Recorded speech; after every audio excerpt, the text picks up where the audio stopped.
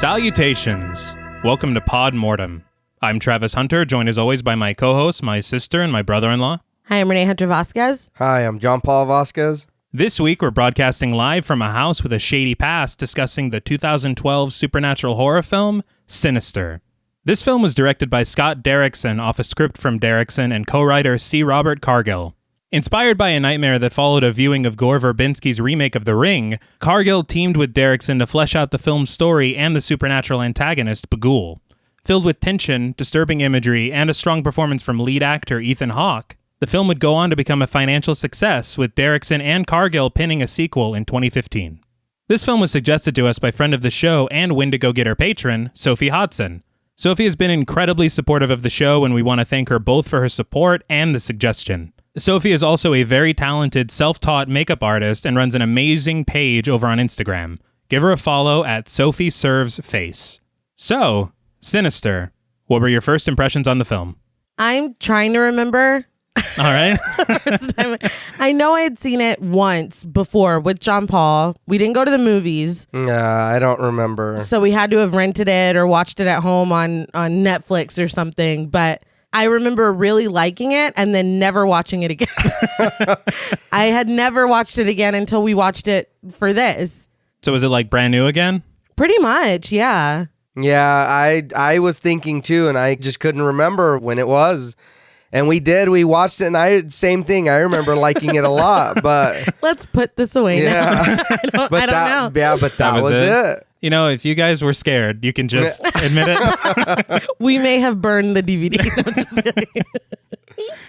I remember seeing it in theaters with our parents. I bet that was cool. It was, because there are specific parts where having an audience reaction is just unbelievable. And I remember feeling the energy of the theater. I think, we just talked about Paranormal Activity last week. Mm-hmm. I think that film, and a lot of films, honestly, are made better by a theater experience. That's fair. Yeah. And sometimes when you watch a movie at home, it takes it away as far as, I guess, your reaction to it. Mm-hmm. This film, for me, surprisingly, holds up at home. Like, you don't need the big screen. Yeah, no, I agree. Not that I didn't see it at the movies, but I didn't miss not seeing it at the movies, and then missing or watching it again this time. I think I enjoyed it a little bit more even than I did the first time. I actually agree with that. Really? Well, I was one of us is real quiet. Yeah, just making faces. I won't say that I hate the movie, because I don't. Okay. I did enjoy it, but I don't know. It didn't grab me. Like, there was just something was missing for me there. And there wasn't, like, I enjoyed what was happening in the movie. But I don't know what it was. It just didn't. I don't know how to explain it. That's just, well, let's see if we can unpack it. Yeah. I had thought, going back to it, I'd be like, well, I know this movie already, so the big things are not going to hit me as hard. Mm-hmm. But they did. Yeah. And I think it's just all a matter of not only Derrickson's direction, but Ethan Hawke's performance. No, Ethan Hawke is great. He's really, really great in this. He carries the whole movie. He does. I was like, why are you laughing? For me, and I think I actually mentioned this last week with Paranormal Activity as well, but tension and being able to like play with it in an effective way is a big deal for me. And I feel like this film really, really does that. And you get this really great payoff moment that we'll get to. But yeah, I'm like, see, that's what I like that. Right. I think that's what kind of gives me a little column A, column B situation with this movie, because they do one thing very well. Yeah. But then they also kind of rely on some horror cliches a little bit. On some cheap stuff, yeah. And I'm like, no, guys, no, stop, go back. You're better than this. It's kind of what's going on. I totally agree. I'm like, go back to the Super 8s. Yes. Because I know I said Ethan Hawke's the lead, but those Super 8s are really the... Oh, no, that's cool. That's the star of the show. It's where I'm able to call this film inventive. Because I've never seen shit like that in my life. That was real cool. No. And I hope to never see it again. Yes. Now, before we snuff this film's family, we would like to issue a warning for spoilers. Pod Mortem is a very in-depth podcast, and in thoroughly discussing horror films, we have no choice but to spoil a thing or two. If you don't wish to be spoiled, please go watch the film, then come back and enjoy the show. If you've already seen the film or don't care about spoilers, let's start the projector. So the film opens with some tense, foreboding music as we see Super 8 film of a family standing next to a tree. Each member of the family has their hands tied behind their back as well as a bag over their head and a noose around their neck. The noose is slung over a very tall branch above their heads and tied to a branch to the right of them. Am I painting a picture here? Yes. Okay. But we watch as a gardening tool hovers, sawing away at the branch until it splits and cracks away from the tree. This causes the family members to ascend, their feet kicking for purchase as the life is choked out of them. As they die, we see the tool fall to the ground, and we then get the title card, Sinister, scratched into the last frame of the film as the projector shuts off. Hell of an opening. Mm-hmm. There's something so eerie about watching them, and then you can't hear them. No. And it looks like they're moving almost like fluidly, like they're in water. I don't know. It's like, it was very creepy. It was, but I'm not gonna lie. I was like, oh, What? Really? yeah. Well, because like you said, they're moving underwater. Like I was like, oh man. I was like, that kind of looks a little. I don't want to say like CGI, but it just looked kind of funny to me. I was like, Well, All I thought was this is slow motion. no, right. Yeah, I don't know. It looked weird. I was like, I don't know if I don't like it. It just kind of it took me out of it because I was the whole thing. I was like, oh shit, I was like, that thing's sawing away at the tree. But yeah, I was like, I was like, what happened here? I was like, are they? And that's what I thought. I was like, are they underwater now or? Well, all I thought was this is a hell of an opening, yes. and I'm in. That's Yeah. all. Because Oh yeah, I mean that's fine. Let me tell you how I know that it wasn't CGI, because I do have receipts. So they're all stunt people, Right. obviously. They didn't hang actors from... Well, no, I know But- that, but They were stunt actors, but when they did a trial run of this scene, something that the coordinator had set up, they were actually being choked and hanged. that's not good. No, like it wasn't set up the way it was supposed Right. to. And then they didn't die, but well, good thank news. God. but the coordinator did get fired. Oh, well, Oh, you should have. fuck. They were like, "Hey, so where's the harness on these guys?" He's like, "Harness." The Oh, what? shit. Yeah. What's a harness? The thing that I had alluded to at the beginning of the co-writer Cargill having that nightmare from The Ring, this was his nightmare. Oh shit. And so it's the first thing we see, and it's also the first thing that gave him the idea for Sinister. That's really cool. I forgot to mention it at the top because this is very interesting to me, but this is Cargill's first film he's ever written because he was a film critic. Oh wow. Is that like when like a cop goes to prison and are the other filmmakers like not so easy, is it? motherfucker? But in the next scene, we see a moving truck outside of a house with a ton of boxes outside. That's the real horror film, folks. Moving. Yeah, no shit. But the camera sweeps across a driveway as Ellison Oswalt, played by Ethan Hawke, slides a box for his office out of the moving truck.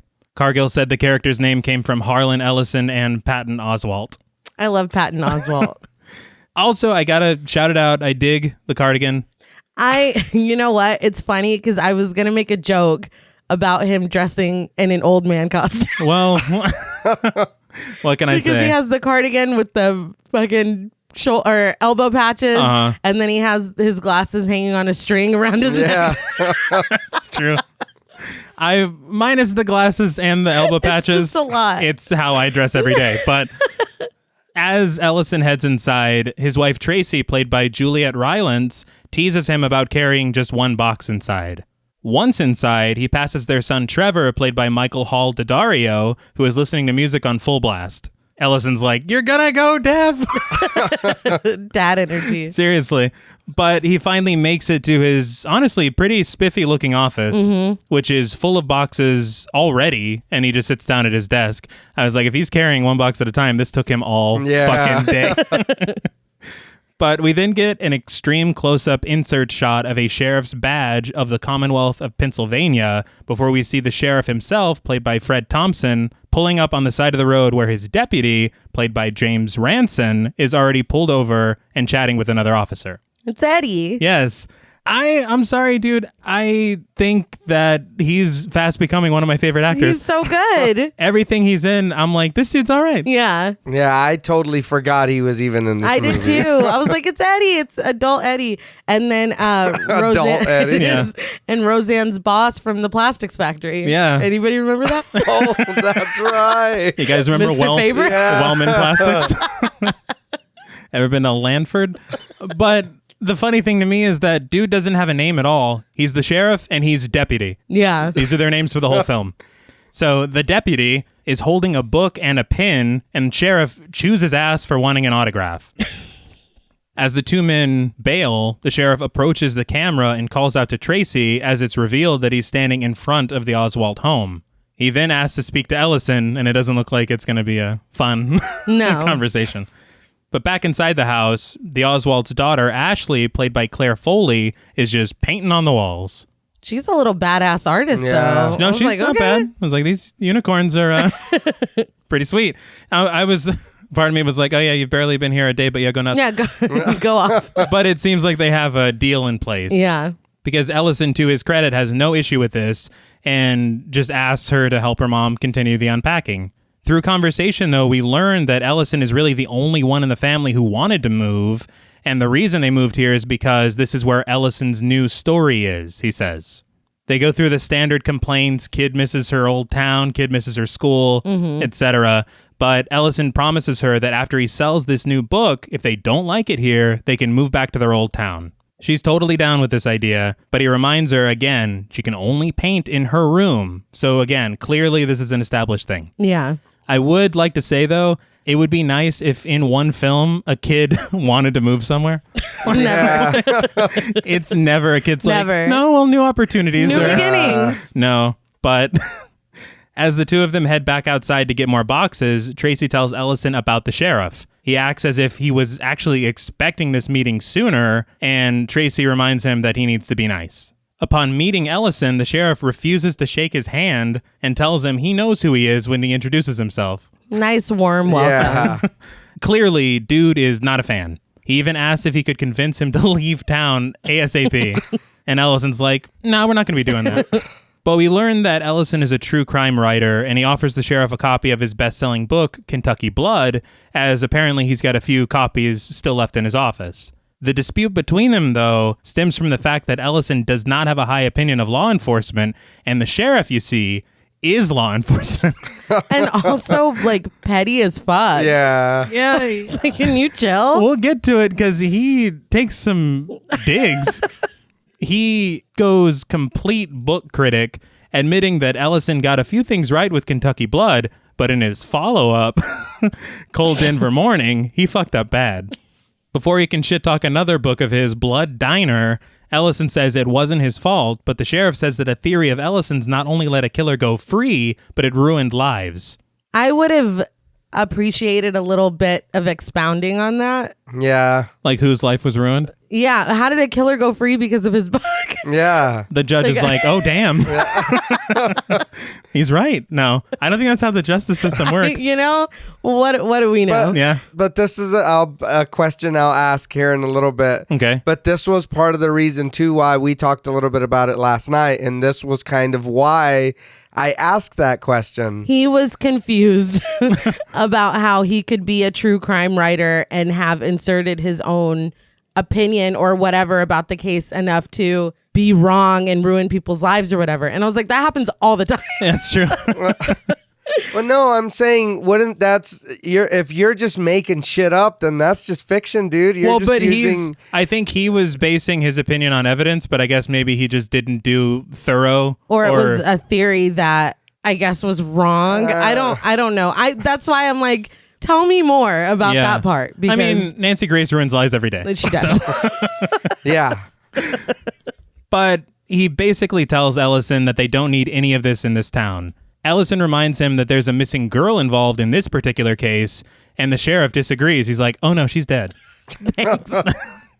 And he says, look, whatever happened here defies explanation, and this is just another waste of time, like your last two books. I'm like, you piece of shit. But after this fresh roasting, Ellison correctly assumes that he will receive no cooperation from the sheriff's office on this book. I think that they're more likely to receive a fuck you than a thank you in the acknowledgments. Right, yes. But before he bails, the sheriff motions to the house, saying he finds this to be in very bad taste. Ellison then rejoins his wife in the driveway, not mincing words, saying that the meeting was not good. But Tracy asks why the sheriff was pointing at the house and is like, we're not living a few doors down from a crime scene again, are we? Before he can answer, she says she doesn't want to know if they are, but then he tells her, we are not. Okay, Mika. What he says is... He's not lying. I promise we're not moving down the street from a crime scene. And I'd be like, you motherfucker, because the way he said it. Yes. It's literally, I think writers just don't expect married people to know each other. Or to be honest to each other. But he's like, nah, wink, wink. Because Like the way he's saying it. This is pure semantics. If you ever ask anyone to promise something and they repeat your exact promise back to you, you fucked up. I'll be like, and also this Something- and that. yeah. No, say it. Say all of it. Don't. But she hands him the box that she was carrying and tells him it goes in the kitchen. He sets the box down in the kitchen and looks out the window, where we see that in the backyard is the hanging tree from the opening of the film. So one thing I did want to say, again, along with the whole word semantic game, I don't think the sheriff gesturing to the house is enough for Tracy to be like, what was he saying about the house? Are we living next door? Like, Well, maybe she does know her husband and she knows that we wouldn't move here in this town unless... But the sheriff could have been like, no, I want you guys to get the fuck out of here. Okay? Yeah. That could have been why he was pointing. Why was he shaking his fist at us? Is this a haunted house scene? But it's obviously going to be a powder keg that we're going to get to in a bit. Later, though, Ellison heads up to the massive attic to stash a crate of stuff, but runs afoul of a scorpion. Well, it's your lucky day, Ashley, because we're moving. One scorpion. Once that's I'm it. out. I don't need to write this book. This house is already occupied. Well, he does crush the scorpion with a crate. Yeah, he wasn't doing nothing. This is his house, as far as he knows. He's like, what are you doing in my home? Yeah. Oh!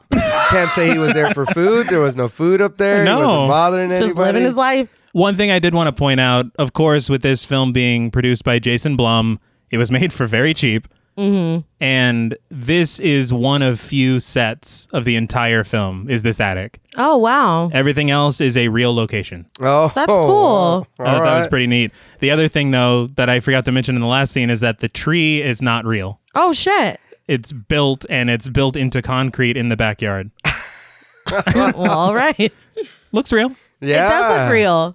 But next to the very crushed scorpion, Ellison finds another box that must have been left behind by the previous occupants, or at least that's what I would assume. Mm-hmm. Inside the box, he finds a projector along with reels of Super 8 film. The reels are labeled Family Hangout 2011, Barbecue 1979, etc. So of course, he snags that box and takes it to his office. That night, the family enjoys some takeout at the dinner table. In the dark. Yes. Why are y'all eating in the dark? Atmosphere? This whole movie, the lights are off for, I feel like, no good reason. So there's one thing I did read. I can't remember which film it was, but Scott Derrickson apparently took influence from that film to do minimalistic lighting. Now, sometimes it's successful, but eating dinner in the dark is just a thing a sad man does. See, I eat dinner in the dark. See, I wasn't going to say anything until later, but since you brought it up, I'm just saying. that was a big thing that kind of brought me out of it. And we watched this movie in the dark with a lamp on to take notes. And I mean, you could see it, but it's just, there's a lot of parts that are just dark as fuck. My only thing is it's dark because it's a horror movie. You know what I get mean? that, but but an actual family, like, you're fucking up your kid's eyes, dude. Yeah. An actual family Like, does not sit in the dark I'm all going to day. be honest with you, Dad. I don't know what I'm eating. But I get what you're saying. The funny thing, though, is that in the theater, I never once noticed that problem. Yeah, Well, it's But maybe it's like a submersion kind of thing, or immersion. We're being drowned in I the theater. drowned myself in the movie. No, but the thing is that whenever I was watching to write this script, I was like, okay, now either it's because the sun's out right now or I can't see jack shit. yeah, no. Neither can those kids. Turn the damn lights on.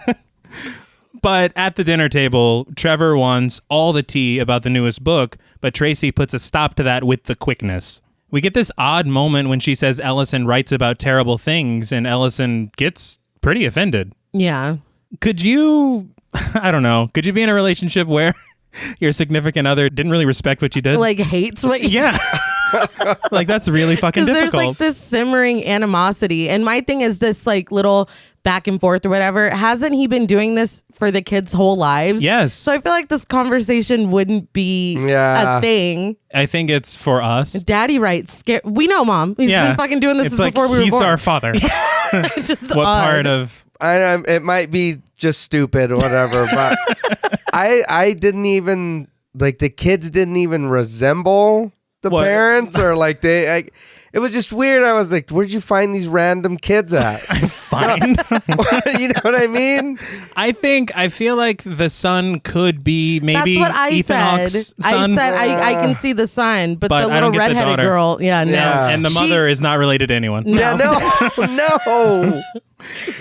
I was thinking that as I was watching it, and if you watch this movie under the lens that she's like a live-in nanny, nothing changes. You're not wrong. To me, Yeah. like I guess the marital bickering or whatever would have to change, but she feels very weird in this to me. Right. One thing that I do want to say, because I definitely agree with that, I feel like there might be an issue with chemistry. Maybe that's what it is. Because I don't really feel like her and Ethan Hawke are married. I was gonna say maybe it's because the focus You is might so be right. You know? so much on Ethan Hawke, but yeah, I don't see it either. No, and it has nothing to do with her awesome accent. No, we and, love and everybody else being American. we love a Brit. Yeah. That it's just It's just it a feels matter odd. of Yeah. But when there is some arguments early or later that I'm like, no, there's some good chemistry here. But right now, maybe they just can't play a loving family. Yeah.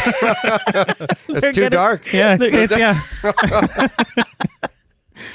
But as I said, Trevor's trying to get all the tea, and when they refuse to fill his cup, he says that he's just going to find out about it at school anyway, and that everyone is going to hate him and tease him about his dad's work. Basically, Damn. I guess this is how it's been his whole life. But Tracy reminds Ellison that he needs to keep his office locked because it's one thing to talk about this stuff, but it's another thing for Trevor, a 12-year-old boy, to see any of it. Again, shouldn't these be established rules already? Well, also, shouldn't Ellison not be like, my son's 12? Like, you don't have to fucking tell me how old my own kid is, right? But the rules are clearly stated. The kids stay out of the office, and Ellison keeps the office locked. But later that night, Ellison climbs into bed and cuddles with Tracy, telling her he's going to set up his office for a little while longer before coming to bed proper. She asks how long they're going to be living here, and he tells her it could be a long time. I appreciated he was honest. Yeah. But she says that she wishes he'd take another stab at fiction, and that she just wants his writing to make him happy. Apparently, when he dives into true crime cases, he's just kind of... Which I would think would be understandable. Mm-hmm. But this is a protest that you make before we've moved everything ourselves you want. and the children. And he didn't come here to write The Shining. Like, he came here to write a fucking true crime He's book. not like, I told him I'd be the caretaker. that took place here. Yeah, I mean, I can't argue with any of that. A lot of these arguments, they give a lot of good exposition, but you realize that they really are just exposition. Yeah. Yeah. Well, you need to know. Yeah. Yes, There's a problem. We need to know. But he tells her that no matter what he's writing, he can't do it without her support, and that he just needs another hit.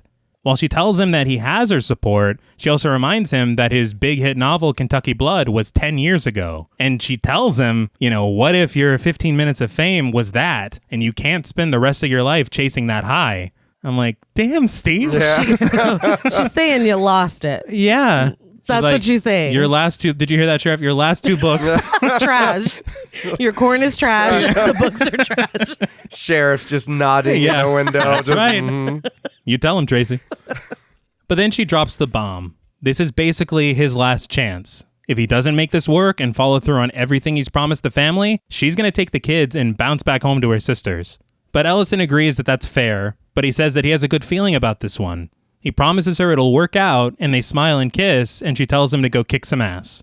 So, I mean, all of her complaints are definitely fair. They are. I was just surprised at how well he took it. Yeah. If your wife's like, dude, your time might be up. Yeah. I would cry. You're washed up. He's like, look, it's fine. Yeah. I'll write I got it this Yeah. time.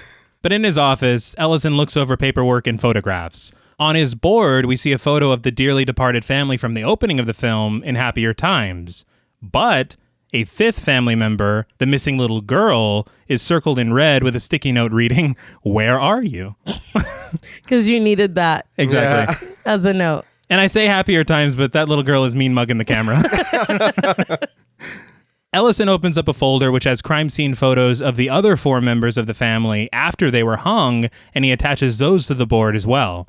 He also finds a photo of the attic, which was empty, and he draws a rough rectangular prism on a sticky note, and he asks out loud how the boxes of film got there after the fact. I don't know that the picture was necessary. No. He's like, I can't forget this is where I found them.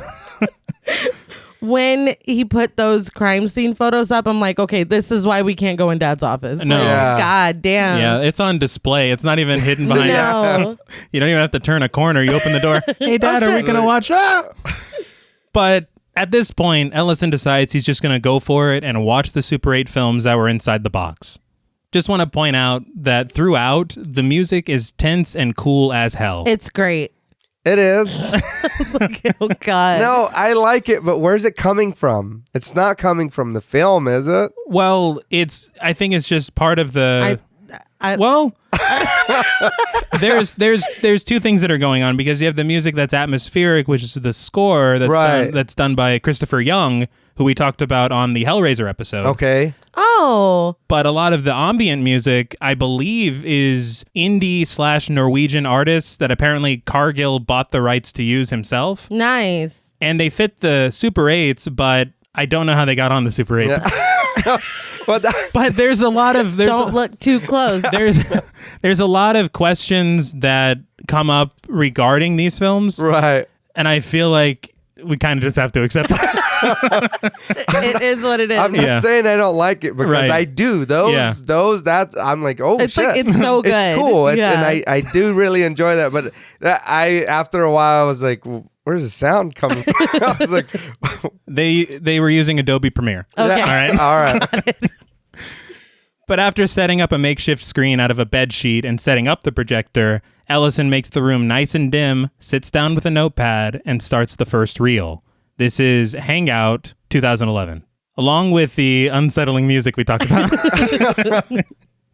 we see the family from the photos engaged in standard outdoor family activities. A mother is gardening with her daughter, while a younger daughter, who's named Stephanie, who is played by Victoria Lee, is swinging on the tire swing. The father and son of the family are playing catch with a football. We then see the family seated for a picnic before we get one last shot of the tire swing before the scene just abruptly cuts to their death tableau from the beginning. Ellison watches as the branch gives way and the 4 family members, minus the missing girl, ascend and sway lifelessly. He stops the projector and he pours himself a couple glasses of whiskey.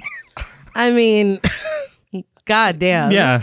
It's just going to turn me into an alcoholic. Like, just to deal with Just it. watching it. Well, you shouldn't have watched it. No, I mean, the thing is that I feel like if I found that box, I would watch it. But the second it started to get weird, I'd be like, okay, wait a minute. Well, let me turn the lights on. Yes. Yes. No. Yes. I don't mean to keep bringing up the lights, but I'm scared. But my first thought would be, and I know that Mr. Faber from Wellman Plastics, the sheriff, Yes. I know that we didn't get off to the best start, but maybe the police should see this. That was my first thought. Yes. I'm not even going to lie to you. The first thing I thought was, okay, I get I'm writing a book. Mm-hmm. This is fucking evidence right here. Yeah, I that seen you it. should Even let me record it on my phone so I can keep it for myself. Yeah. But I probably shouldn't have this. Like, Well, maybe it's a short film the family was making. okay. Okay, yeah. Even, you mean the same manner of death? Yeah. Yeah. What a coincidence. I feel like, I don't know, and we will get to that in a minute because it's a big plot point. Yeah. That was just my first thought. I can't Hello, disagree. 911. Yeah. Yes, I'll hold. But he kind of collects himself for a moment, and then he starts up the projector again, taking notes and pondering who could have made the film. When it gets to the no naughty bits of the 4 family members being killed, Ellison writes, "Where's Stephanie?" I just love his notes. Yeah. Well, I think his They're notes like are what caveman we're notes. thinking. But he turns off the projector again, wetting his whistle with the rest of the whiskey. He then takes a step outside to get a breather, looking at the hanging tree as the branches sway in the breeze. He's like, oh shit, that was here? Like, you know that, You dude. knew Yeah, no shit. But he heads back inside, only to hear a creaking noise in the dark. When he hears it again, he heads into the kitchen. Walking toward where he heard the noise, we see a shadow dart in front of the camera. So for me, this is where the little cliches, Yeah. I'm like, Yeah. you're doing so well with Yeah. the Super 8s. Look, come on. But the music swells a bit as Ellison enters the laundry room to find Ashley. She says she can't find the bathroom, so he guides her to it. After she's done using the bathroom, she thanks him and he takes her to bed. I thought it was cute that she turned the wrong way and he's like, nope. Yeah. Yeah. It's a new house. Really was lost. But he admires her paintings on her wall and she thanks him. And she says that one day she'll paint something really, really good and be famous like him. Interesting. After he kisses her goodnight, she asks if he's going to write a good book this time. So they She's can like, go Dad, home. because those last two were shit. You're fucking up, Dad. All right. It's like, did you see the Amazon reviews? It was like 1.5 out of 5. Not great, Dad.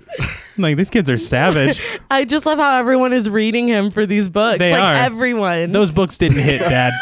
They probably left fucked up reviews too. They did. They're like, Daddy, stop writing. Yeah.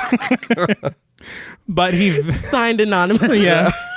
Sounds like Ashley, but I can't prove it. It says anonymous. But he promises to write the greatest book anyone has ever read. But Ellison heads back to the office to queue up a double feature. We get a lot of intricate shots of him rigging up the projector, which honestly, I'm here for. Yeah. Yeah. I think it's really cool. But he sits down once again as the film starts. This film is Barbecue 1979. I just appreciate the pettiness of the titles of these little films. Like hanging out. Like, Yeah. stop. That's a pun. That is a pun. Whoever- What, is it us? Did we? Yeah. Oh shit, did we? I don't recall. I also wanted to point out I'm not a big fan of the name of the film, Sinister. I never thought about it, but Yeah. yeah. I mean, Any horror film could really be called Sinister. yeah, really. It doesn't. Do bad things happen? Yeah. That's sinister, man. I don't know. I guess you can't call it home movies because of Adult Swim. Or Super 8. Yeah. Oh, I loved home movies. Home movies was so good. It was great. But well, we can save that for Talk Mortem. Coach McGurk, man. Well, in Barbecue 1979, we see a father and his two sons fishing by a lake as very pensive guitar and synth play. After a bit, they sit at the grill with their mother, probably cooking or eating their fresh catches. We then see the family of four packing up the car to leave, but then everything shifts as the scene changes.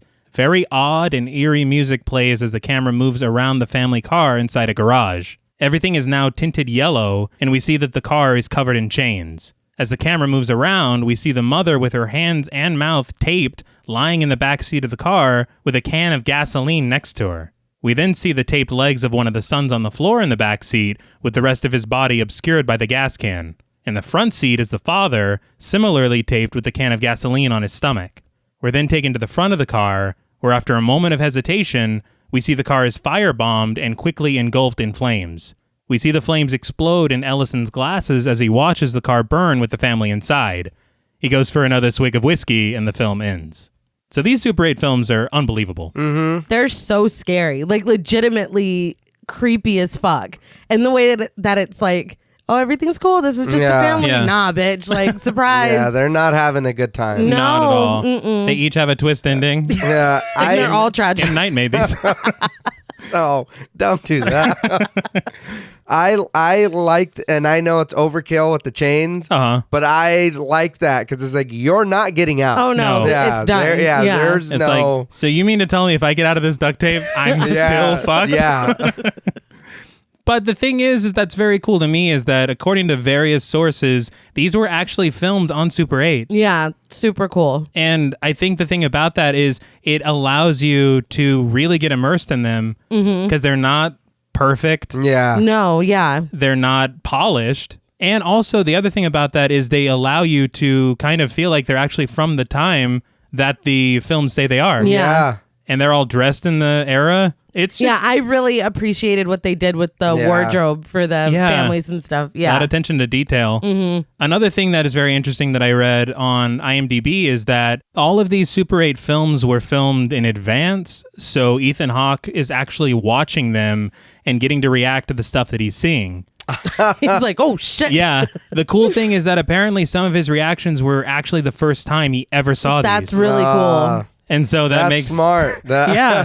Yeah. I was like, you don't even have to really act. No. Yeah. It's like, oh, fuck. That was Ethan. That wasn't even Ellison. That was Ethan. But Ellison does shut off the projector and he sits in the dark for a second before finally picking up his cell phone. He tries to get connected with the King County Police as Nay. Well, yeah. You know. And I'm like, yes, finally, because I feel like that's what I'm yelling at the TV to do, and then he does it. And it's like, okay, yes. Yeah. And I love when horror movies do that because whenever you're like yelling at them to do something and they don't do it, you're like, fucking You're like, idiot. yeah. Yeah. Just another cliche. But unfortunately, as the operator is making the connection, he walks over to his bookshelf. As the woman from the police department gets on the line, he eyes a stack of old copies of Kentucky Blood. We see the wheels turning in his head as the operator calls out to him, and he eventually hangs up the phone. Vanity, thy name is Ethan Hawke. Part of me was like, I get it, Ellison. You want another hit, but I think this is beyond your experience. Oh, Yeah. yeah. Because it was bad enough when it was just the family in the house, but now you got another family. Yeah. This is something completely different now. Yeah. And I don't know what Kentucky Blood was about, but I don't think it was this. Yeah. Did you also find Super 8 films in here? I mean, I don't know. I guess it just speaks to a battle internally of his because he's like, look, this is the right thing to do. Right. But I really, really want to be famous again. I just need that hit. Exactly. He's like, I don't know if you understand. Fame is cool. I want this so bad. Yeah. So he hangs up the phone. But he then heads over to the photos he has pinned on the board and he searches through them to find the photo of the attic and the crude box that he drew. He says the killer must have come back to leave this box of films, but wonders aloud why they would. He then returns to the box of Super 8 films and we see that they're titled Pool Party, 1966. Sounds like fun. Sounds great. Sleepytime, 1998. Aw. It's cute. Yeah. And Lawn Work, 1986. Nah, Nah, chores. that's not. Nah. And you lost me. But he's in the mood for a little splish splash, so he threads Pool Party into the film projector and takes a seat. As the film counts down, he hears a noise coming from outside the room, and he shuts off the projector before he can dip his toes in. Assuming Ashley has gotten herself lost again, he leaves his office to go help her out. He's like, y'all know not to bother daddy while he's watching his snuff films. That's also one of the That rules. was the third rule. But he hears a few unsettling noises on his way to Ashley's room where he does find her asleep in bed. After hearing a loud rumbling in the attic, he hears a creaking noise near the kitchen. As he makes his way down the hall, he notices a cardboard box just sat in the middle of the floor. You guys don't know how to move, do you? Yeah. Shit. But he cautiously makes his way over, and the box begins to open on its own, and we see Trevor slither out of it upside down, his arms reaching out as he lets out an otherworldly scream. Listen. Jackson, our son, used to have night terrors when he was very, very little. And they get straight as a board and just scream, and they're asleep. They don't know that they're doing it. If that little motherfucker ever Houdini'd himself into a cardboard box and came out screeching like a banshee, like he was being reborn, Yeah. I'm calling the authorities. He's being reborn. Dude, it's animalistic. I am calling the authorities. And it's like 8 screams. Like Yeah, stacked. so you might want to get that checked out. Yeah. Something's wrong. Somebody else is in there. Call his pediatrician. Yeah, because that is not right. I did read on Film School Rejects that Scott Derrickson's son also has had night terrors that he says were like this. No, they weren't. But that's And when your son was possessed. Cargill was like, nah. Yeah, you might want to, you don't need the pediatrician, you need the exorcist. Father Karras, please. But Ellison just scoops him up and he tries to wake him. The screams, however, awaken Tracy, who runs out to check on them. They rush outside with Ellison still holding Trevor, finally getting him to wake up. Trevor's like, why are we outside? And Ellison explains, he's like, look, this was a night terror, which he should know that he has them. Yeah. But Tracy said that she thought that they were over this. Tracy asks Ellison what's wrong because apparently he looks shaken up, but it's like, did you not just fucking see that? You didn't see the kid plop out of the box like a worm. Like, but he's like, I want to tell you something. And I'm like, oh shit, here it comes. But he's just like, I'm just really, really sorry. Yeah. Okay. And she's like, it's not your fault. And they head inside. But I'm like, shouldn't she be like, what are you sorry for? Yes. Yes. Yeah, that's that too. There's no way in hell if I'm acting weird, your sister's just gonna let it go. What the fuck is going on? And nobody apologized. No, okay, I can't even say that because I apologize for everything. Yeah, but not like that. You wouldn't be sorry that your kid had a night. Like that That's doesn't make true. any sense. It's not like it was established that he showed him a scary movie before bed Right. or something. I am so sorry. Yeah, we will never watch that again. But the next morning, the family is enjoying breakfast while Ellison makes coffee with a French press. Good man. I thought of you immediately. And you said they're having breakfast, but I just see this woman making toast after toast after toast. Yeah. Like she had a mountain of toast on the table and was making more toast. And it wasn't even French toast. No. The American kind. Yeah, it's unforgivable. No. But Trevor's like, whoa, whoa, whoa. You mean to tell me I was in a box? Because he does not remember any of it. Yeah. Was it just like, Trevor, you were acting a goddamn fool. Yeah. That's the part that we missed. But apparently this isn't the worst of it because one time in the past, they found Trevor trying to pee in the dryer. Trevor's mortified that this is being brought up again. And Ashley walks in and she's like, what are we talking about that time Trevor was going to pee in the dryer? I'm like, you're too young to remember. Yeah. The funny thing is, according to Film School Rejects, that's actually a story from Cargill's childhood. That's hilarious. He tried to pee in a dryer. But after they explain to her what a night terror is, Ashley says that she thinks she might have had one, but they're like, no, we'd remember if you did. Again, kind of interesting. Yeah. And honestly, in their defense, like judging from Trevor's theatrics the night previous, I'd believe them if they Yes. Yeah. say that she didn't. Like, you never fucking snaked out of a box before, so you're fine. But Ellison tries to psych the kids up for their new school, and Tracy realizes that they're running late and rushes them off with some to-go breakfast. It's like 8 pieces of toast.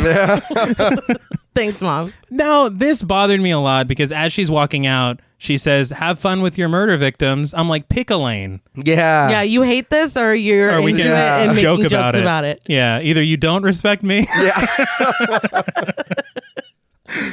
But Ellison immediately returns to his office to dive into Pool Party 1966 again. Dive in. I tried.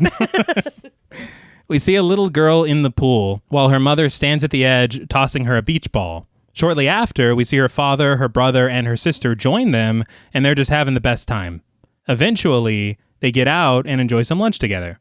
Unfortunately, as has been the running theme of all these films, It gets pretty dark. it gets pretty dark. We cut to the pool at night, and by the light of the camera, we see 4 of the 5 family members are duct taped to lounge chairs that are also tied to ropes at the edge of the pool. One by one, the chairs are pulled into the pool, drowning each of the family members. Absolutely not. Just awful. No, this one has to be the worst one, right? I mean, none of them are fun. I mean, but, No. if I had to pick how I was murdered, I mean, I don't know. Yeah. I think drowning probably sucks. oh my Yeah. God, it's got to be the worst. But then, no, dude, they were burned alive. I think I'd rather drown. Well, but if you're burned alive, your nerve endings get burned away and it doesn't hurt after a while. After a while. Right. After an hour or Yeah. two. You don't feel anything. That's the operative Rotisserie. term. Yeah. After you get a little crispy. You don't feel anything. Who told you that? I don't know. Freddy Krueger. Yeah. Oh. He's like, it's not too bad after a while. But this is where this film sets itself apart. This time, a large figure with long hair stands underwater. The camera turns to him, and he turns to face the camera. Things get a little too spicy for the pepper, so Ellison just shuts off the projector. Well, I mean, in his defense, Ghostface's creepy cousin can take his bullshit somewhere else. Because Ghostface. Well, yeah. I got more Jigsaw vibes from him than anything. I got more Jim and Mick from Slipknot. Oh, all right. Okay. The funny thing is that Cargill's original idea was more of a Willy Wonka figure, No. but they decided that's not good. No, thank you. Maybe they were thinking Johnny Depp's Willy Wonka. No. That was scary as hell. That was a lot. But they found this design on Flickr, and this, I'm going to be honest, it bothers me a little bit. Instead of basing it off the design, they bought the design from the photographer and just used it exactly as and is. made a shit ton of money off of it. That's where my problem comes in, because Derrickson himself said in an interview with IO9 that they paid the artist a couple $100 for it. Oh, wow. Yeah. This film grossed $87 million. Damn. I'd be pissed. Give that man some money. Cut Come another on. check. Yeah. That's crazy. I a little hope kickback. Yeah. I'd be I hope they pissed. did, because they made a sequel. Yeah. But the other thing is that the artist did get a credit in the credits, Better damn well get which a is credit. good, but I'd like a credit in the form of money, please. I can't pay my landlord by saying, there's my name right there. Betty Symington. But after he shuts off the projector, he looks around like, was that? I'm sorry, what? But he switches it back on and kind of freezes the frame to where we're just getting a head-on look at this thing. And Ellison, for some reason, he gets up and he touches the projector screen Yeah. where the face is. I'm going to tell you guys a true story about myself that I don't know Oh, God. that I've told anyone, but I promise this is not a joke. But in school, in like biology class or whatever, if there was a picture of a spider or something in the book, I would go out of my way to not even touch that page. Like, so I would literally move around it or like use another piece of paper to turn it. So you're like, what the fuck are you doing? Because I don't know when things could get weird and that spider actually just hops off the page. So Activated by your touch. exactly. Fuck that. It could be a curse about the book I never knew about. They reuse these books. I don't know who used it last, but long story short, he should not be touching the face. No, yeah. I was like, why are you No. touching him? I don't There's even no want to reason. look at it, let alone touch it. He's like, it feels like the sheet that No shit. No shit. No shit. But unfortunately for Ellison, the projector has had enough of being paused, and we see the film catch fire and burn up. Now you got a lawsuit on your hands. It's like, yes, Kodak. So I remember learning from Inglourious Bastards that 35 millimeter film is actually very flammable. Yes. But according to the UK Science and Media Museum, 8 millimeter film was intentionally manufactured to be non-flammable. So for as much research as he's done in his life, Ellison, this should be a massive red flag. Yeah. Yeah. It's like, why is that film didn't burning just up? happen. Yeah. No, that's because I touched the That's face. the devil. I let the spider out. But Ellison heads right to his laptop and gets onto Google to find out how to edit this film back together. Thankfully, he uses Google, not Bing or search Yeah. or whatever.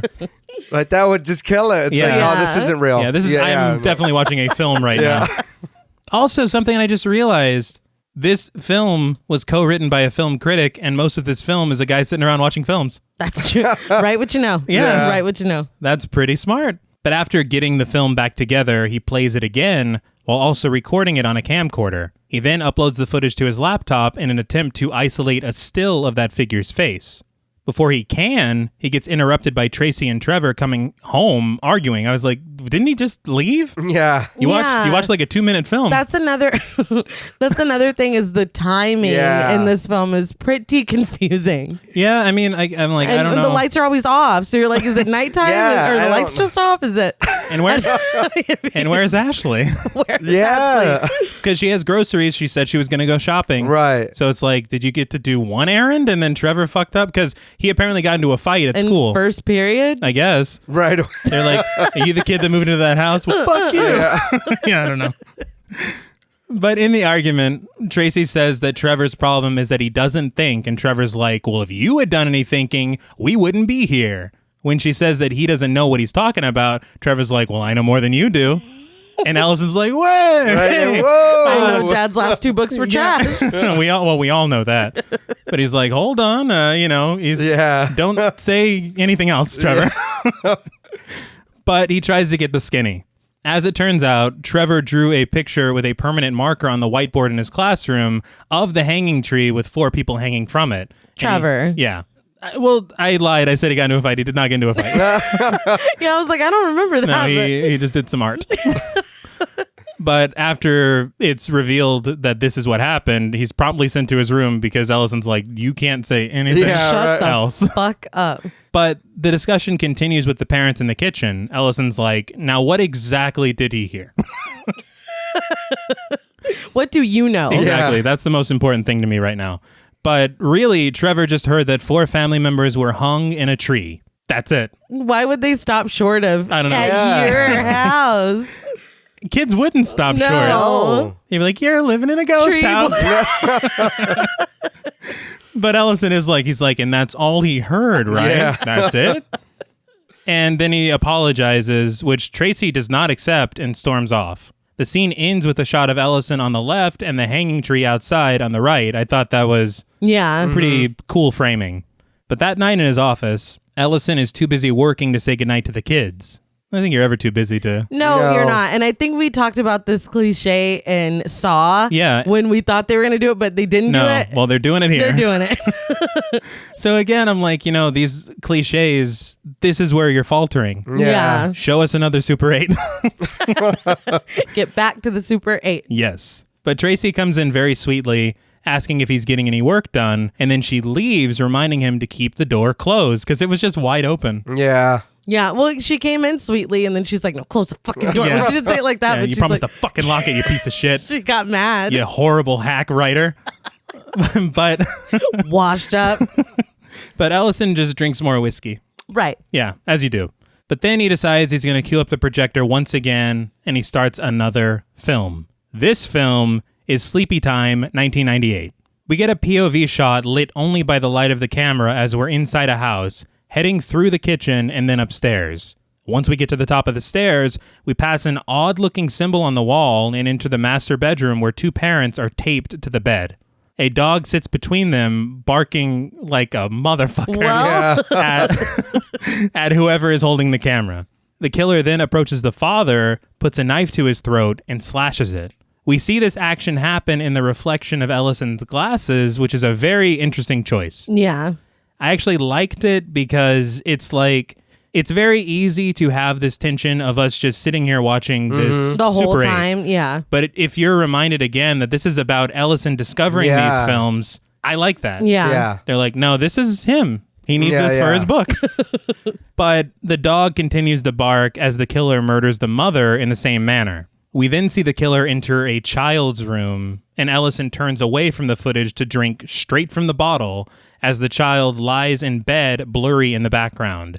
The footage does end before we see the murder, though. It's compelling to me, even more so that all the murders are so different. Yeah. Yes. Like, it's not like, oh, he always uses water. Right, right. Like, there's no similarity except for the These family films. being Right. murdered and then a kid being missing. Like, that's it. And the interesting thing about it is that because of that, if nobody knows about these films at all, You wouldn't connect them. there's no way to connect them. Yeah. And I thought that it was very smart as well that they changed up the formula for this one. You didn't see the family hanging out, Right. Right. chilling. No, I don't mean hanging out. Well, Yeah. But you didn't see them watching a film together or something. Right. he's like, I know what you came to see. Yeah. You guys want some freaky shit. This is the Spark Notes. Exactly. But back on his laptop, Ellison zeroes in on that strange symbol that was found on the wall. I guess he's taping all of the films he watches now. Yeah. Which is very smart Yeah. Oh it is. no, yeah. because you don't know when that film's going to explode for whatever reason. Yeah. That symbol, I know it probably, but it kind of looked like a Ninja Turtle symbol. And I was like, what the fuck? It was. But That's what yeah, it I was. was like, oh, it's the Foot Clan. I was like, fuck. They're doing this? Yeah. This is a fucking crossover? Yeah, really right. stepped it up. Jesus Christ. Is this like when they made that horror film about the banana splits? No. I do want to watch that. In all fairness, I would Yeah, I like do it too. Yeah. Wolfila didn't like it, but we'll check it out maybe. But Ellison prints it out and he adds it to his board. He then reviews the footage of the throat slashing and turns up the contrast on the laptop, which allows him to see a poster with the words St. Louis written on it. That's when the real research begins. He takes the city and the year from the reel and he pops it into Google to find family homicides that fit the time and place. He finds a news package about the murder which details that one of the children in the family, Christopher Miller, is still missing, while his parents and brother were found murdered in their beds. One thing I do want to call out is, again, the attention to detail. because as we had said about the Super 8 films being shot on Super 8 film, this newsreel from 1998 looks like a news package from it does. 1998. It really does. And the thing that bothers me is a lot of films, they will shoot news footage with the camera they're shooting the film with. And so it's just the And same. I'm like, what the fuck? Yeah. I hate it so much. So this is great work, guys. But after the news break, Ellison hears more noise coming from the attic. New rule. Yes. Nobody gets out of bed at night. Yeah. Stop it. Never again. He oddly doesn't check it out, though, and just continues scrolling on his laptop. He's immersed. He's like, I'm too busy. He's submerged. But unfortunately for him, he can't stay submerged longer because the lights go out.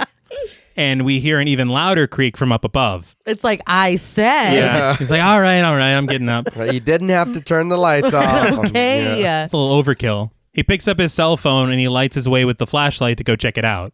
He slowly makes his way through the dark house as the music grows very tense. He checks in on the kids first, who are fast asleep in bed. He then walks back into the hallway where he's startled by a loud banging noise. So was I. Same. Yeah, same. It's funny to me because it's like, I don't know if this is an effective jump scare. It was really just a loud noise. Yeah. It is a loud noise, but they've built the tension so well That you're on the edge? that you're like, fuck. Yes. And I was. But he wisely grabs a knife from the kitchen before pulling down the ladder to the attic. Wisely. Don't bring a knife to a ghost fight. What's that going to do for you? No, time out because currently there is no reason to believe that it's a ghost. It's always the ghost. Yeah. I'm. To you. Do you know me? It literally could be another scorpion. I don't know. No. If I'm watching this shit and I'm hearing stuff, I'm not going up there. Oh, no. There's no way. Absolutely that not. can wait until the morning. Yeah. Because you know what? There's only one way in and out. And True. You're up there. Yeah. I would probably tape it shut Tape. and then just wait. But he does climb up, knife at the ready, and all he sees is darkness, which I guess you also only saw darkness. Yes. But as he makes his way in, another loud bang scares the piss out of him. He investigates an empty box for some reason. I guess he's like, Trevor? Yeah.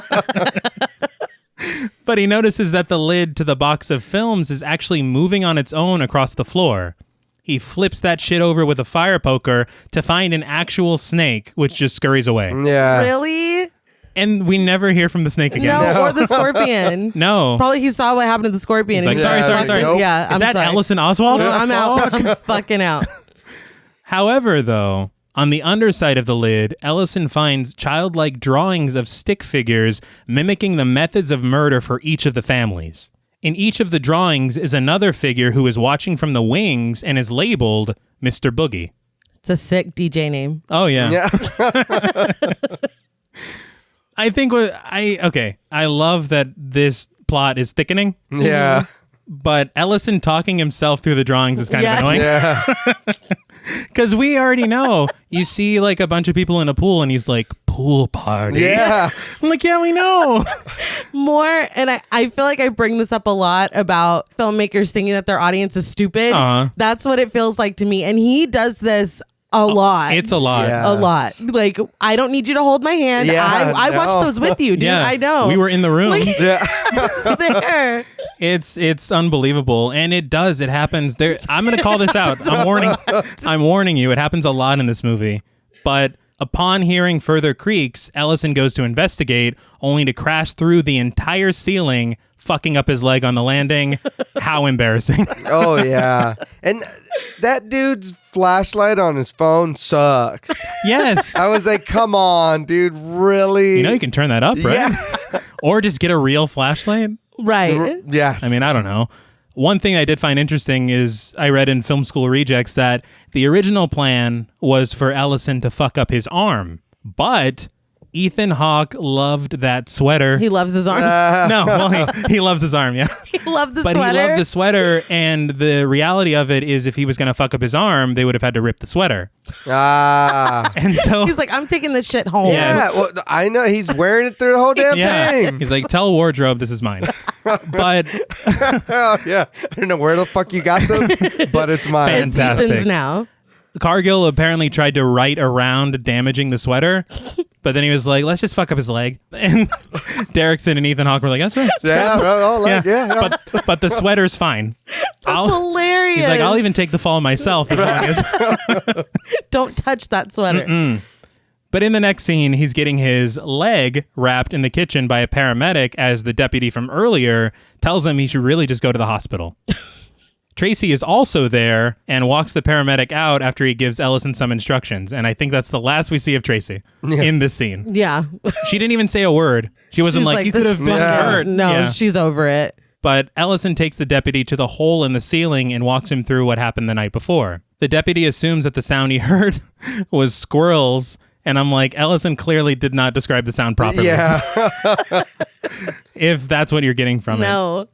But Ellison tries to kindly draw the conversation to a close, asking if there's anything else he can do, and there actually is. The deputy unfortunately left his copy of Kentucky Blood back at the station, but he says he would love a signed copy, so they head into Ellison's office where the deputy is blown away by everything. The research board, like he's like, it's like an FBI profiler. He is adorable to me. His whole character.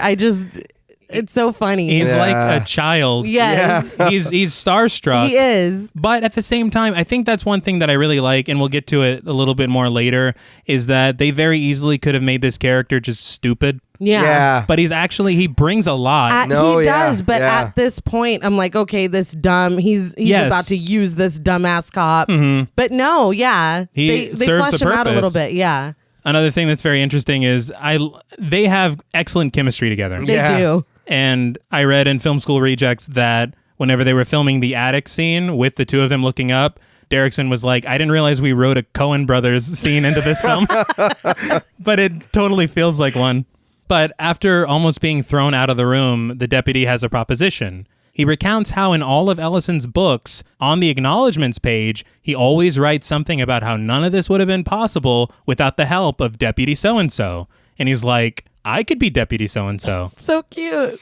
Yeah, he's so willing to help. He right is. away. And you know that sheriff is not. Oh, no. He wants no parts of this, but he's like, listen. Yeah. If we keep it secret. And Ellison is surprisingly open to it. Yeah. Well, fuck. Wouldn't you be? Yes. I need somebody here. Yeah. And the sheriff made it clear that it's not going to be him. No. And he sure as fuck is not going to be bouncing ideas off his wife. No. That's a no. But Ellison's like, do you have a notepad? And he searches around and he's like, yes. And he's like, do you need a pen? And he's like, yes. I just love it. But Ellison tasks him to find cities and addresses where each of the filmed murders took place. When asked, though, Ellison avoids telling the deputy that he thinks these murders are connected. But regardless, the deputy is on the case and he's off. In the next scene, Tracy apologizes for taking her anger about Trevor's bullshit out on Ellison, reassuring him that she's with him all the way. I don't She'd be flip-flopping. A lot. A whole lot. Oh, yeah. She's like, your father writes terrible things. Have fun with your murder victims. I'm in your corner, man. Yeah, but I believe in you. Me and you. Those books were trash. Yeah, but I'm with you all the way. But that's when Ellison retires to the study to watch an old interview that he did with Tavis Smiley in a cameo role. He is just chasing this high. He is. It's a bit much. Yeah. And I will say this is only from 10 years ago with him promoting Kentucky Blood, but he looks like he's way younger. Yeah. They did a lot of work. I don't know what they did. I don't know. It's when he was in Dead Poet Society. But, of course, Ellison, in real time, has a glass of whiskey at the ready. Even though he rolls his eyes at some of his past answers, the young Ellison gives a great interview, and you can tell he was truly passionate about justice and righting the wrongs in the system. Yeah, was. Yeah. I felt bad because him rolling his eyes, I couldn't tell if it was him saying, I don't believe that shit anymore. Yeah. Or if it was him saying, I can't believe I pretended to believe in that shit back then. I think he did believe in it back then. I would hope. Because is this the interview where he's like, I'd rather cut off my hands? Yeah, that's what I'm getting to. Holy shit.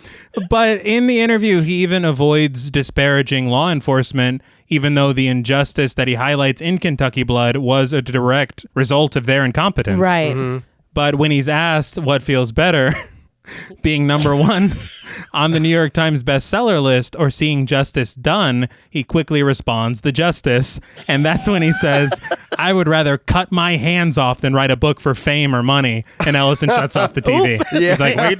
Ouch. Yeah, not anymore.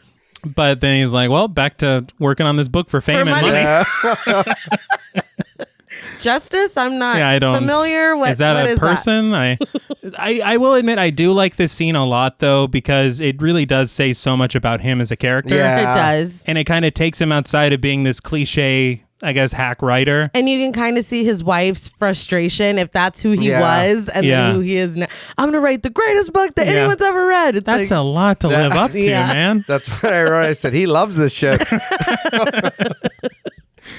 But he stashes the tape in a drawer filled with other tapes of Kentucky Blood interviews, and he heads back to his office. He goes through the old photos and videos on his laptop, comparing Mr. Boogie in the pool party video to his honestly poorly drawn likeness on the fucking thing. But he goes back to the hanging out video to try to find Mr. Boogie where he was drawn, which was in the bushes, and lo and behold, on this rewatch, he is hiding right in the bushes, watching the family get the life choked out of them. Now, I've seen a lot of theories online that explain why this is happening, because he was not in those bushes before. No. Okay, I was going to say. No, he wasn't. Yeah. I was going to say, he wasn't in those bushes. Was he? Like, I was questioning myself. I was like, do I have to go back and I rewatch? was like, hold on. But yeah, he was not in those bushes. And so people are saying that what they think is that Mr. Boogie... Sorry, it's his... We'll get to his real name later. But it's very funny to keep saying Mr. Boogie.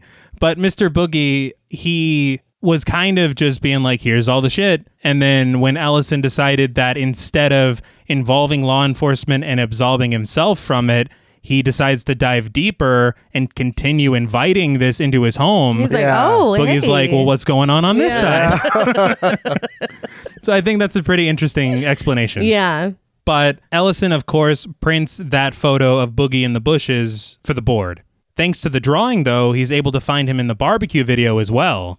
He enlarges the frame, which somehow makes it clearer instead of grainier. Yeah. But go off. I mean, whatever. It's CSI logic. Yeah. It's fine. And I was just commending the detail. But he adds that to his board as well. He stands back, surveying it all, and we zoom in on Mr. Boogie's face. In the kitchen, Tracy is making Ellison a cup of a delicious French press coffee. Okay, tea with the French press. All right, I'll stop. But it's very good. If you've never tried it, please try it. You literally took a bougie ass French press on vacation. Do you remember that? I bought a $15 travel French press. I did. And I pre-ground my coffee. Look, that's how worth it is, So folks. And I'm not being paid to say you this. and French presses are like married in my mind. Well, this dude's a writer. He wears a cardigan and he drinks French press coffee. I'm like, is this you? me? Yeah. But Ashley asks her mom if she can help her make the coffee. Tracy shows her how and says that Ellison is very particular about it. Interesting. But they make the coffee with like a milder version of Shaun of the Dead editing. It's so funny because while we were watching this at this point, and then I think a little bit something that happens before this, I was like, is Edgar Wright involved in this? Yeah, like it felt like very it. much, very, You know very what much. it I'm so was? glad you said that. It was him setting up the projector. Yes, Yeah. that's exactly what it I was like, that's Edgar Wright. yes. But Ashley heads off to his office door to bring Ellison the coffee. She knocks on it. He opens it up, thanks her for it, but promptly shuts the door when he gets a phone call. And he just leaves her standing there, and the shot lingers for an extra moment so you can realize how sad it is. Yeah. Because she just kind of stands there like, I guess Cool. that's it. Yeah, awesome. Thanks, Dad.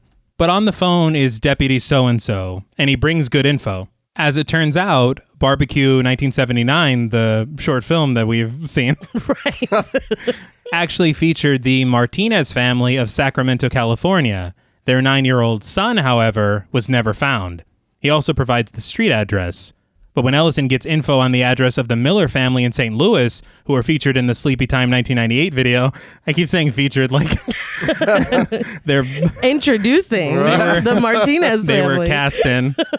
It was their big break. Yeah, it was. But after he gets the address for the Sleepytime 1998 video, he's taken aback and he rushes off the phone with Deputy So-and-so. He realizes that before the Stevensons moved to this current address where the Oswalds are currently living, they lived in the house where the Millers were murdered in St. Louis. And No shit. no thanks. Kind of a big deal. As he is preoccupied by this information, though, we see the zoomed-in photo of Mr. Boogie on his computer screen. He turns his head to look at Ellison, but then he quickly snaps back to normal as Ellison takes a look at the screen. He's like, you getting this shit? Yeah. Are you listening? It made me laugh because he's like happy that Ellison's piecing it together. He's like, that's right. Yeah. Just turns back. Oh, I'm inanimate. Oh, that's mine. And it does look creepy, but again, like I said, I don't know why. I just kept thinking Jigsaw. I was like, The puppet? Yeah. It's tough because I'm torn. Again, it's a very cool moment, but is it necessary? Right. It's not. Like, Isn't the information he got scary enough? Right. Oh, yeah. You know? without him being like, That's right. Another thing about that is, to me, I would kind of like it a little more if we had to wonder whether or not there really was a supernatural element, or if he's just kind of losing his mind. Right. But when we're we like, see oh, that okay. shit, Yeah. it's like, no, this is really happening. confirmed. But Ellison looks back at the footage, I guess, that he took on his phone when he was falling through the attic. I guess. He decides to go through it frame by frame. And in the last frame, he sees the small hands of children holding on to him. That's when he just snaps his laptop closed. Yeah, so we're through here, right? Yeah. We're done. It's over. We're going to move out, right? Yeah. So here's the thing. As I said, I was like, I don't know how necessary Mr. Boogie turning to look at him was. Yeah. I really don't think this was necessary at all. Because, I mean, I've been watching this film like a hawk. Like Ethan Hawke. Like an Ethan Hawke. And I didn't even realize that he was still taping when he fell. I didn't either. And I didn't either. the more I think about it, he would have had to have flipped his phone in his hand to tape himself as he's falling. So it just logistically doesn't make a lot of sense. But I mean, We gotta get that shot. Yeah. like, of the ghost hands. Yes. All right. But that night, while in bed with Tracy, Ellison hears the projector running in his office. He gets out of bed to investigate, calling out to the kids because lately that's all it's been. Yeah. But we see the family from Hanging Out living up to the title of the film as Ellison gets into his office. We see that the video is somehow simultaneously playing on his laptop and from the projector, which I'm like, that's a problem. Yeah. Yes. But he shuts off the projector and he decides to zoom in on Mr. Boogie's face in the bushes on his laptop. He then goes over to his evidence wall and he snags the photo, holding it up to the office window where he can clearly see that bush. Yeah. As he moves the photo away, we actually see Mr. Boogie himself standing in the bushes, which causes Ellison to jump back. Well, yeah. Yeah. Yeah. You fucked up now. Yes. He rubs his eyes, and after a few Insidious-style noises, Mr. Boogie's gone. Granted, I like this scare a lot, but I would really prefer that he didn't zoom in on his computer before grabbing that photo. We remember that. Yeah. It felt like, again, the moment is designed to jog the audience's memory. Remember? It's like, this was the bush, you guys. Yeah. Yeah. That Now- just happened. Now watch this. You're not going to believe this shit. But Ellison heads outside with a baseball bat and a real flashlight. He scans the yard with the flashlight and he finds Trevor hiding in the bushes with his eyes wide open. Stop. Why are you here? Yeah, stop it. I would have bashed Jackson one time, our son. Been like, oh shit, oh my God, are I'm you so all sorry. right? Yeah. Now don't do that shit Yeah, again. But he scoops Trevor up and rushes back inside. Tracy rushes towards them both, and then Ellison says this is the worst it's ever been and that they need to put a lock on his door. After setting Trevor down in bed with Tracy to look after him, Ellison rushes back outside to retrieve his flashlight and bat. When he grabs the flashlight, he hears a dog snarling at him, Omen style. He calmly says that he just wants to grab his bat, so if he comes close to him, he can bash his head in. Okay, Jack Torrance. I know. Take a shot. Yes. So that's two references in one. I got to admit, that's one thing I do like about this film is there's a lot of sly Yeah. references. There is, yeah. And these are two back to back. But we get this wide shot of Ellison, and we see all the missing children standing in a line behind him. And it's like, so that's what's pissing this dog off. But the dog just gives up and walks away, and Ellison heads inside. In the kitchen, Tracy tries to convince Ellison to ditch the book and just move away. She says he's keeping something from her and that it's making him drink more and it's fucking up Trevor worse than ever. She said she wants to know why he's been acting different, and he says it's because he's never been onto anything this big before. He says it's bigger than Kentucky Blood and says that this could be his In Cold Blood, which is Truman Capote. Mm-hmm.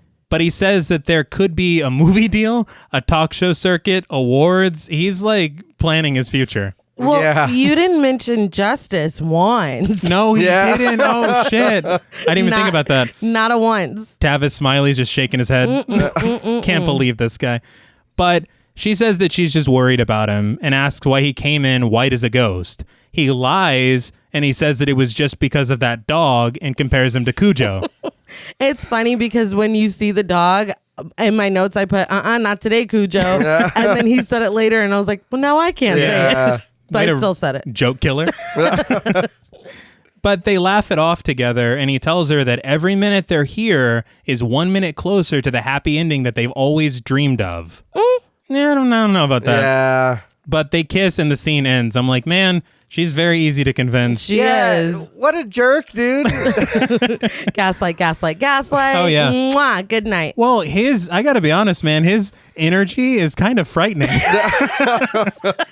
Because he like smacks his hand like Gordon Ramsay and he's like, it's much bigger than that. And I'm like, oh my God. Yeah. That's like, oof. But that next morning, Deputy So-and-so drops by to deliver some files from the department where the murders took place. I guess he called them and had them fax them over, which is weird because he would have had to be waiting at that fax machine so the sheriff didn't see. Yeah. He's like, what the fuck is that? Oh, you can't. Why are you standing over there? But he asks if he can come in and tries to get the point across that he's not some local idiot that's starstruck by a famous writer. He's got a degree in criminology, and he admits, look, I know a series of connected murders when I see one. You really thought he was a dumbass. Yeah. He did. That he was not going to put that together. What makes me laugh is he's like, I'm not a local idiot. And he's like, oh, I never thought. It's like, yes, you did. Yeah. You not only thought that, you counted on Exactly. it. Yeah. Come on, This Ellison. was calculated. I at least like that. Yes. You know what I mean? He's not just a stupid guy. No. No, I appreciate that so much. But all the deputy asks is to be in the loop if he's going to run interference with the sheriff. He kind of needs to know, Literally the least he can do. Exactly. He says this town is his home, and what happened here happened to all of the townspeople. Ellison understands and invites him into his office. Once inside, the deputy sees a photo of Mr. Boogie and is like, who is that?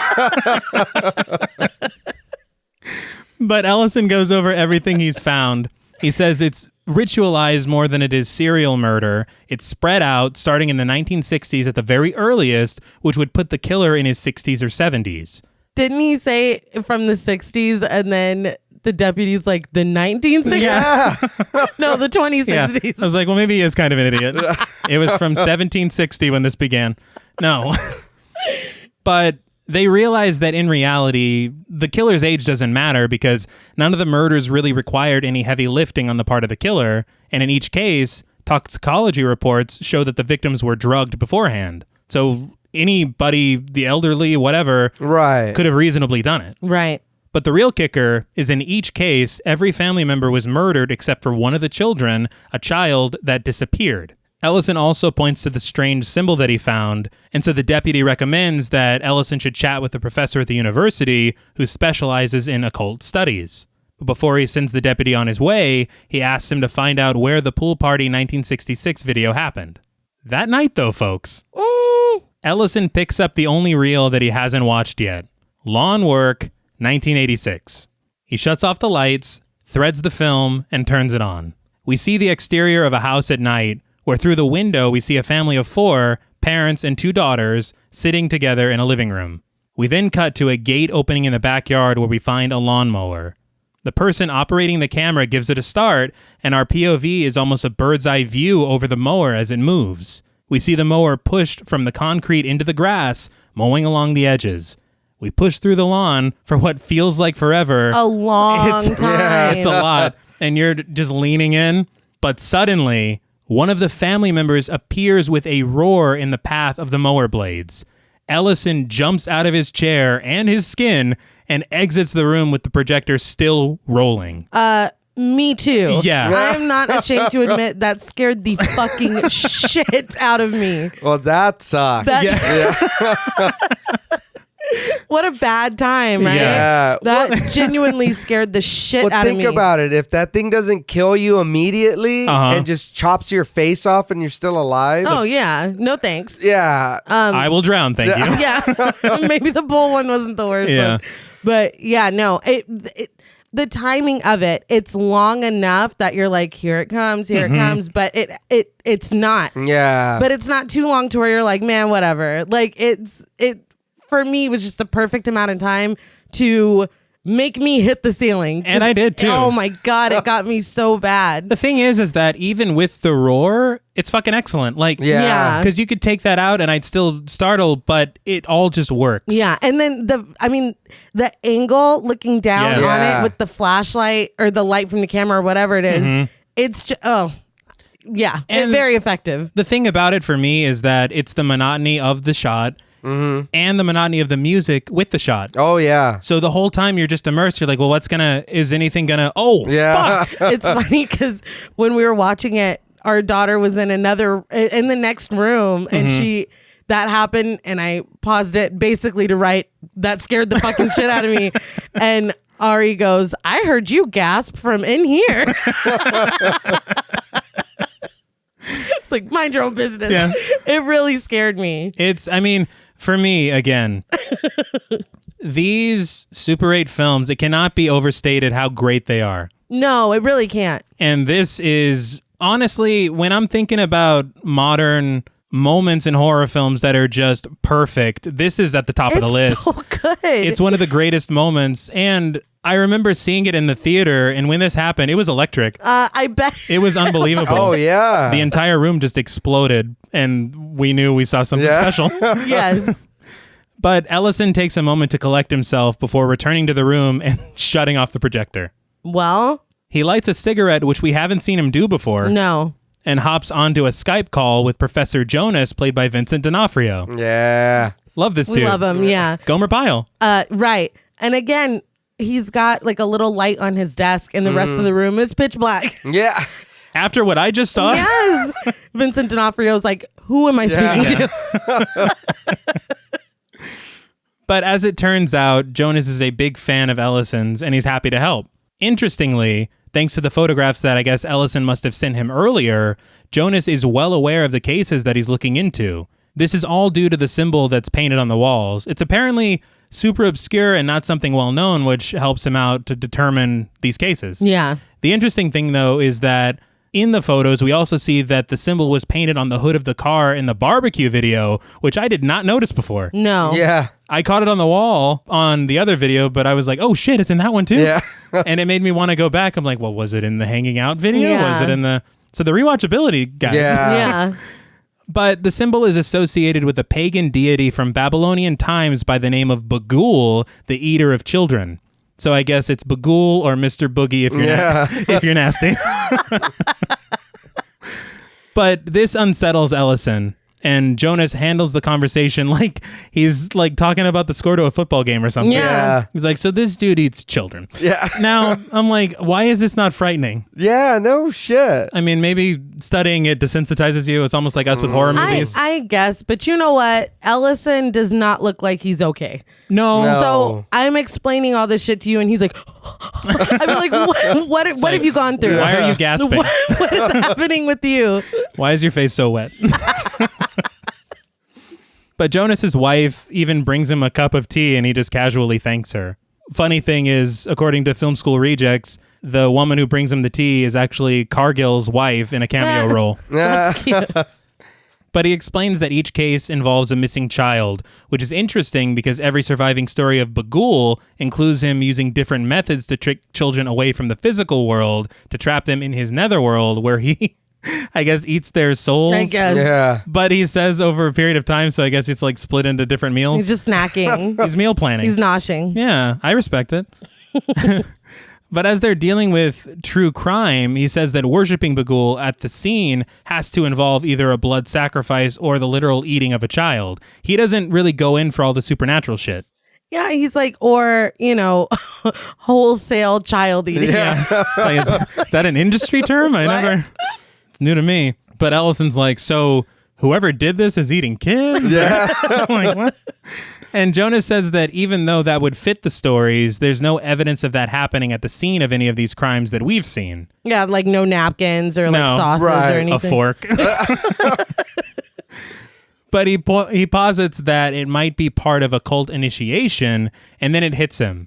There's been another Bagul-related murder, hasn't there? And Ellison's like, yeah. But he asks for all the information that Ellison can give him. We then see Ellison snagging all Bagul-related materials, including the projector, and he leaves his office, locking the door like a good husband and father. I do want to point out, maybe because he had to keep Jonas on his good side, but he did leave out that he saw Bagul in the bushes. Yeah.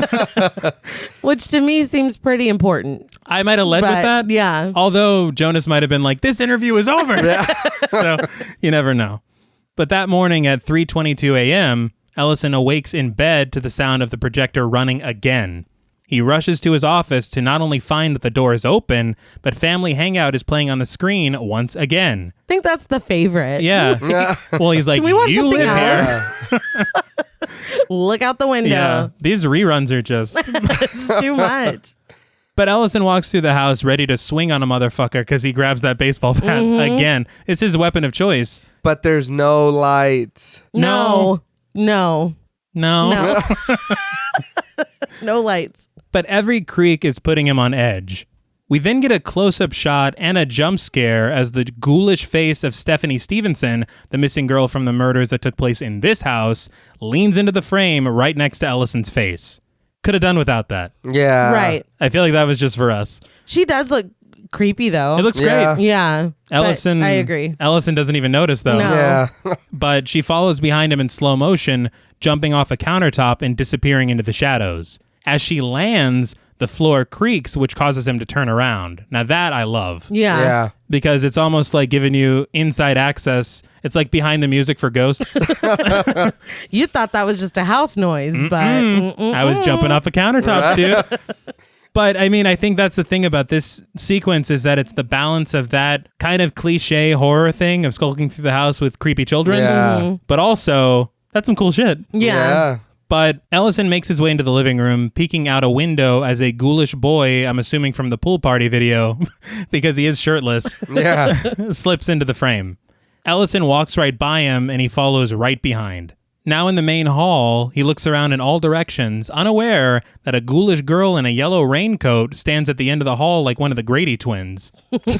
Take a shot. Take a shot. One thing I did point out, or I wanted to point out anyway, is that considering that it was raining in the Lawn Work 86 video, I assume she's the girl that's missing from that family. Okay. And I also want to point out that 1986 is when Stephen King's It came out, and she's wearing Yellow rain slicker. Wow. Exactly. That's So I'm like, good. it's another reference. Yeah, I that's think good. that one's very sly, Yeah. if it's one at all. You made it one. Right. I'm sure. But as she darts away, Ellison hears it and walks in her direction. As he walks towards the camera, which is now pulling back, another ghoulish child, possibly from the Sleepytime family, Sure. he chases after him in slow motion before breaking out into a side hatch to another room. So that was my question: is why are all these kids like too fast? They're hardcore parkour. Yeah. They're just fucking Why? with him. Yeah. I think the funny thing is they're fucking with him, but he doesn't know. No, Yeah. He doesn't this even is know just it. for them. This is just for us. Oh yeah, that's Yeah. true. But the floor creaks as he breaks out, and Ellison turns around to face that noise. I will say, I did read that they kind of filmed these sequences twice, one with just the kids and one with Ellison, which is how Huh. they're kind of able to do it to where he's walking in normal speed Yeah. and they're all in slow Okay, motion. that's cool. So I thought that was really neat. Yeah. But he continues back to his office where he finds the projector running again. He checks in on Ashley, who appears to be sleeping, but the camera spins around to reveal that she is wide awake. On the wall next to her is a painting of the Stevenson family hanging from the tree with a large likeness of Bagul painted next to it. Next to the painting sits Stephanie, who shushes Ashley. I don't know what. Yeah. Ashley's having a moment. Yeah. It was a lot. That is a lot. Yeah. Yeah. And I do want to point out that this painting of Bagul next to her bed never comes up again. Yeah, I thought about that too. Shouldn't Ellison be like, what the fuck? Yeah. He's like, Somebody. You do not let your fucking mother see that shit. But no, it never comes up. Right next to her bed. But we cut to Ellison frantically making sure all the doors and windows are locked before sitting down on the couch in the living room. We watch as he leans his head back and dozes off. In a static shot, we see the sun rising behind him through the window as dusk turns into dawn. I loved that. Absolutely. Yeah. I'm a sucker for a good transition, though. No joke. I kind of live for shit like Yeah. this. Yeah, it was good, but he still didn't turn on a single light through any of that. He's like, the sun will come up soon. It's fine. Yeah. Maybe he's just a stickler about the electricity bill. Look, I don't man, know. I'm not going to lie to you. If some creepy shit's going on, Uh-huh. I'm not just going to stay in the dark. Oh, no. No. I mean, I'm not just call me gonna what stay. you want. Yeah. The dome light will be on in the fucking car because I'm gone. So even leaving the light on in the car? Yes. Yeah. Correct. But Ellison wakes up, baseball bat still in hand, heading back into his office to find the box of Super 8 films are still in their box. Yeah. All right. Yeah, I can't help you. But in the next scene, we see Ellison sitting in the living room with Deputy So-and-so in a very I'm super rattled but trying not to appear rattled kind of way. He asked if there was anything weird about the Stevensons or if he heard any complaints about strange things happening in the house. The deputy says no, but then he says that it's clear that something happened to Ellison. Yeah. It really is. It's very clear. He's not hiding it well at all. But he says that it's clear that he wants to talk about it, so he asks if he talked to Tracy at all about whatever it is. Oh, no, I can't do that. We're not going to be doing that. When he does say no, he's like, well, does she know that this house is where the Stevensons were murdered? Yeah. And he's like, And the deputy's like, oh my God. Like, are you fucking kidding Yeah, me? he's like, that is not a conversation I want to be around for. No. Ellison's like, neither do I. That's why I didn't have it. But Ellison explains that he saw something weird, but he does preface it by saying that he doesn't believe in anything paranormal. He tries to confirm one last time that the Stevensons never heard or saw anything, and oddly, that answer is not changed in 2 minutes. What? But this is when the deputy keeps it real. He's like, look, you moved into this house, immediately immersed yourself in this case and the headspace of the family who lived here, and now you're realizing things are a little deeper and darker than you anticipated. And you also keep a lot of whiskey in your office. I mean, And Ellison's like, oh, no, I don't know. No, man. Dude, no. it's just decoration, Yeah. man. I don't even. But he's like, look, I don't think you're an alcoholic.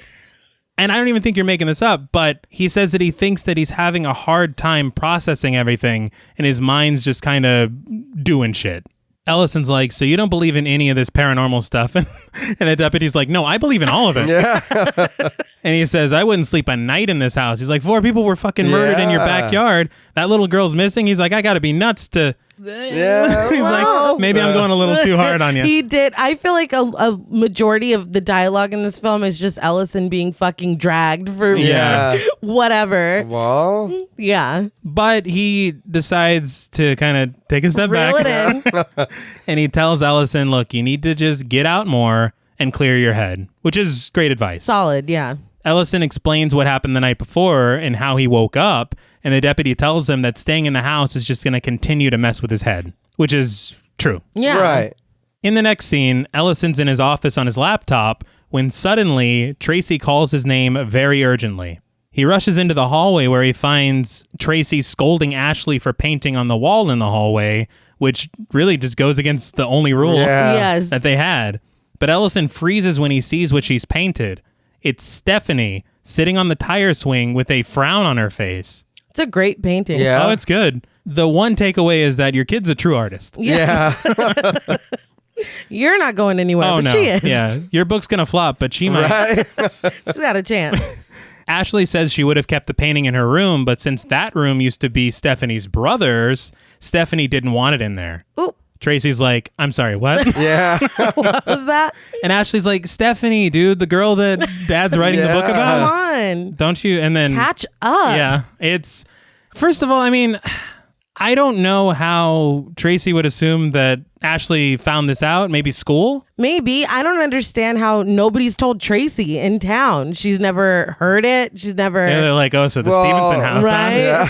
Seen any ghosts yet? Well, she Wait, What? said, I'm sorry? She said earlier that people don't talk to her. People look at her funny. I and- That's guess. true. Which maybe they wouldn't approach her. Yeah. But there it is, folks. Yeah. Ashley is sent to her room, and the parents retire to the master bedroom to argue. She sends her to her room and she goes, close the door. I'm like, because there is going to be yelling. It will get loud. Tracy's obviously pissed, and Ellison reminds her of the semantics that she didn't want to know. Stop. What? Sorry? And Stop she it. technically asked if they were living a few houses down from a crime scene. And much like with Paranormal Activity, Tracy is not impressed with his wordplay at all. But he tries to put an air freshener on it and say that, it didn't happen in the house. It happened in the backyard. Which, What? Do you think that means something? No. not to me. Not at all. Again, she's not impressed. No. He confirms that Trevor's drawing from last week actually happened here, and she brings up his night terrors and the fact that Ashley just drew a dead girl. Yeah.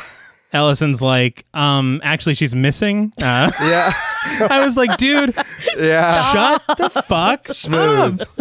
Smooth, man. Stop I just it. can't believe it. Again, Tracy's not impressed. She asks if he understands how bad he's fucked up by putting his family at risk. And Ellison's like, a risk of what? More paintings? Yeah. I'm like, We're Ellison? leaving. Divorce. Yeah. Oh my I'm God. done.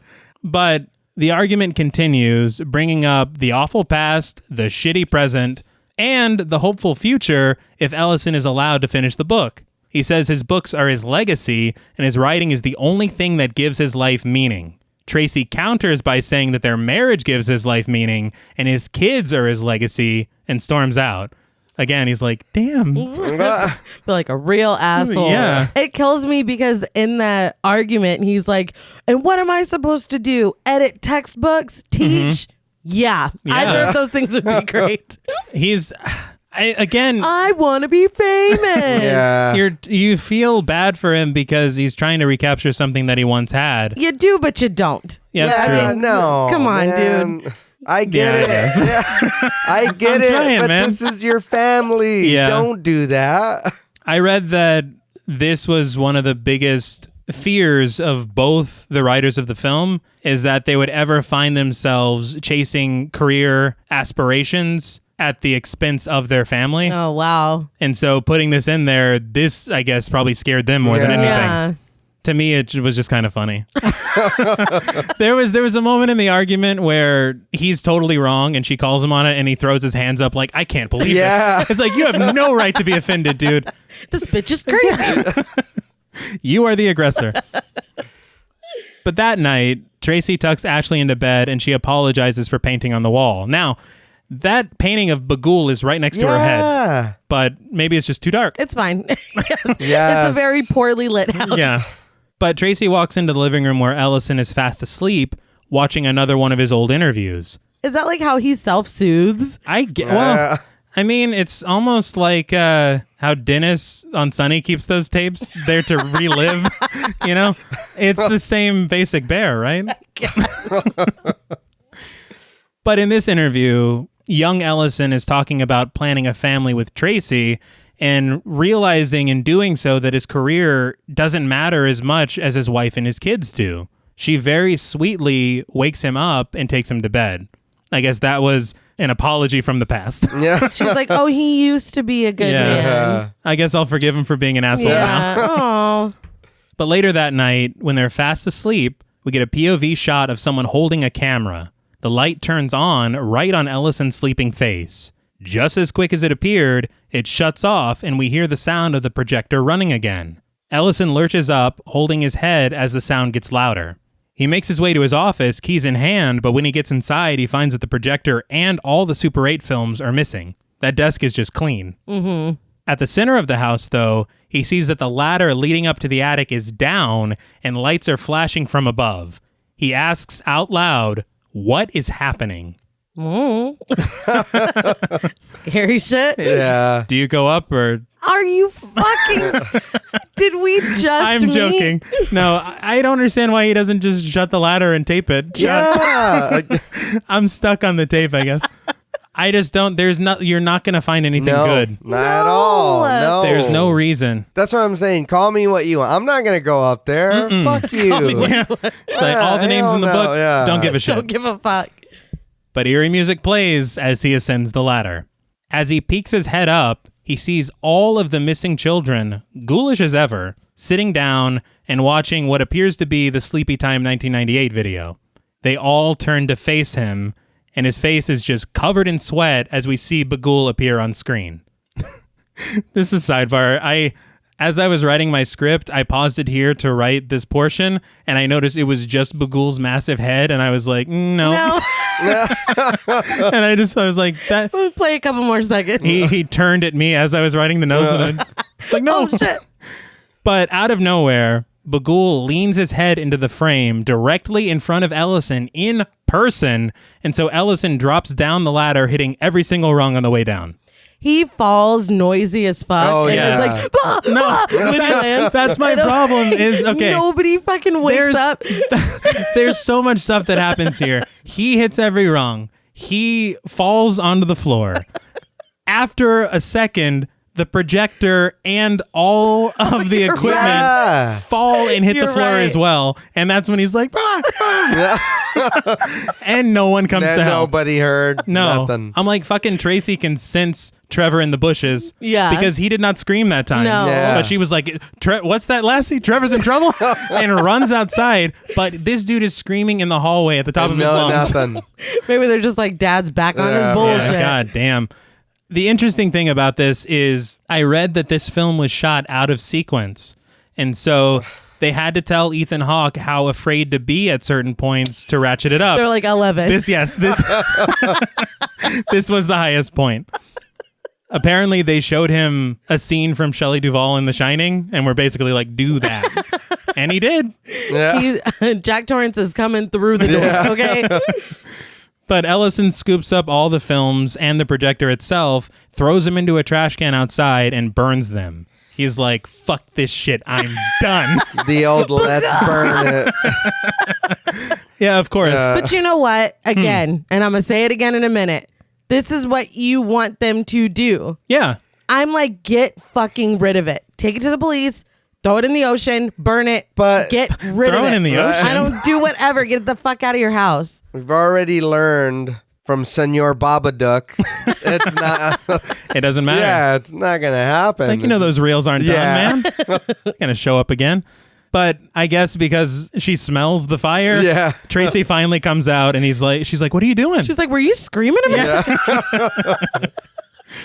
But Ellison's like, look, you were right and we have to leave now. He tells her to get the kids and pack the car and that they have to get the fuck out of here. He actually screams at her. Well, Yeah. okay, he screams at her because she's like, why? What happened? Yeah. And it's like, you just found out that this whole family died here and there's a kid missing. Yeah. And your husband is wet. Like, Yeah.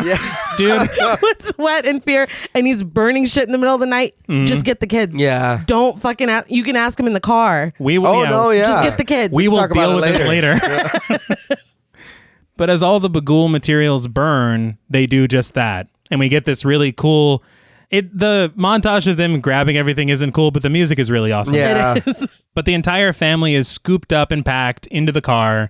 Clearly speeding out of town, Ellison tells the family that they're heading home like he promised. Again, what you yell at them to do. Yeah. Take your shit and get And the go. fuck out of here. This is what you want out of your horror protagonist. I appreciate when they go against the, Uh-huh. Yeah. running upstairs instead of out the front door. When Yeah, they go no. against it, he's like, I have seen enough. I'm done. And what's funny to me is that he is finally reached the point in his own mind that this shit is too scary.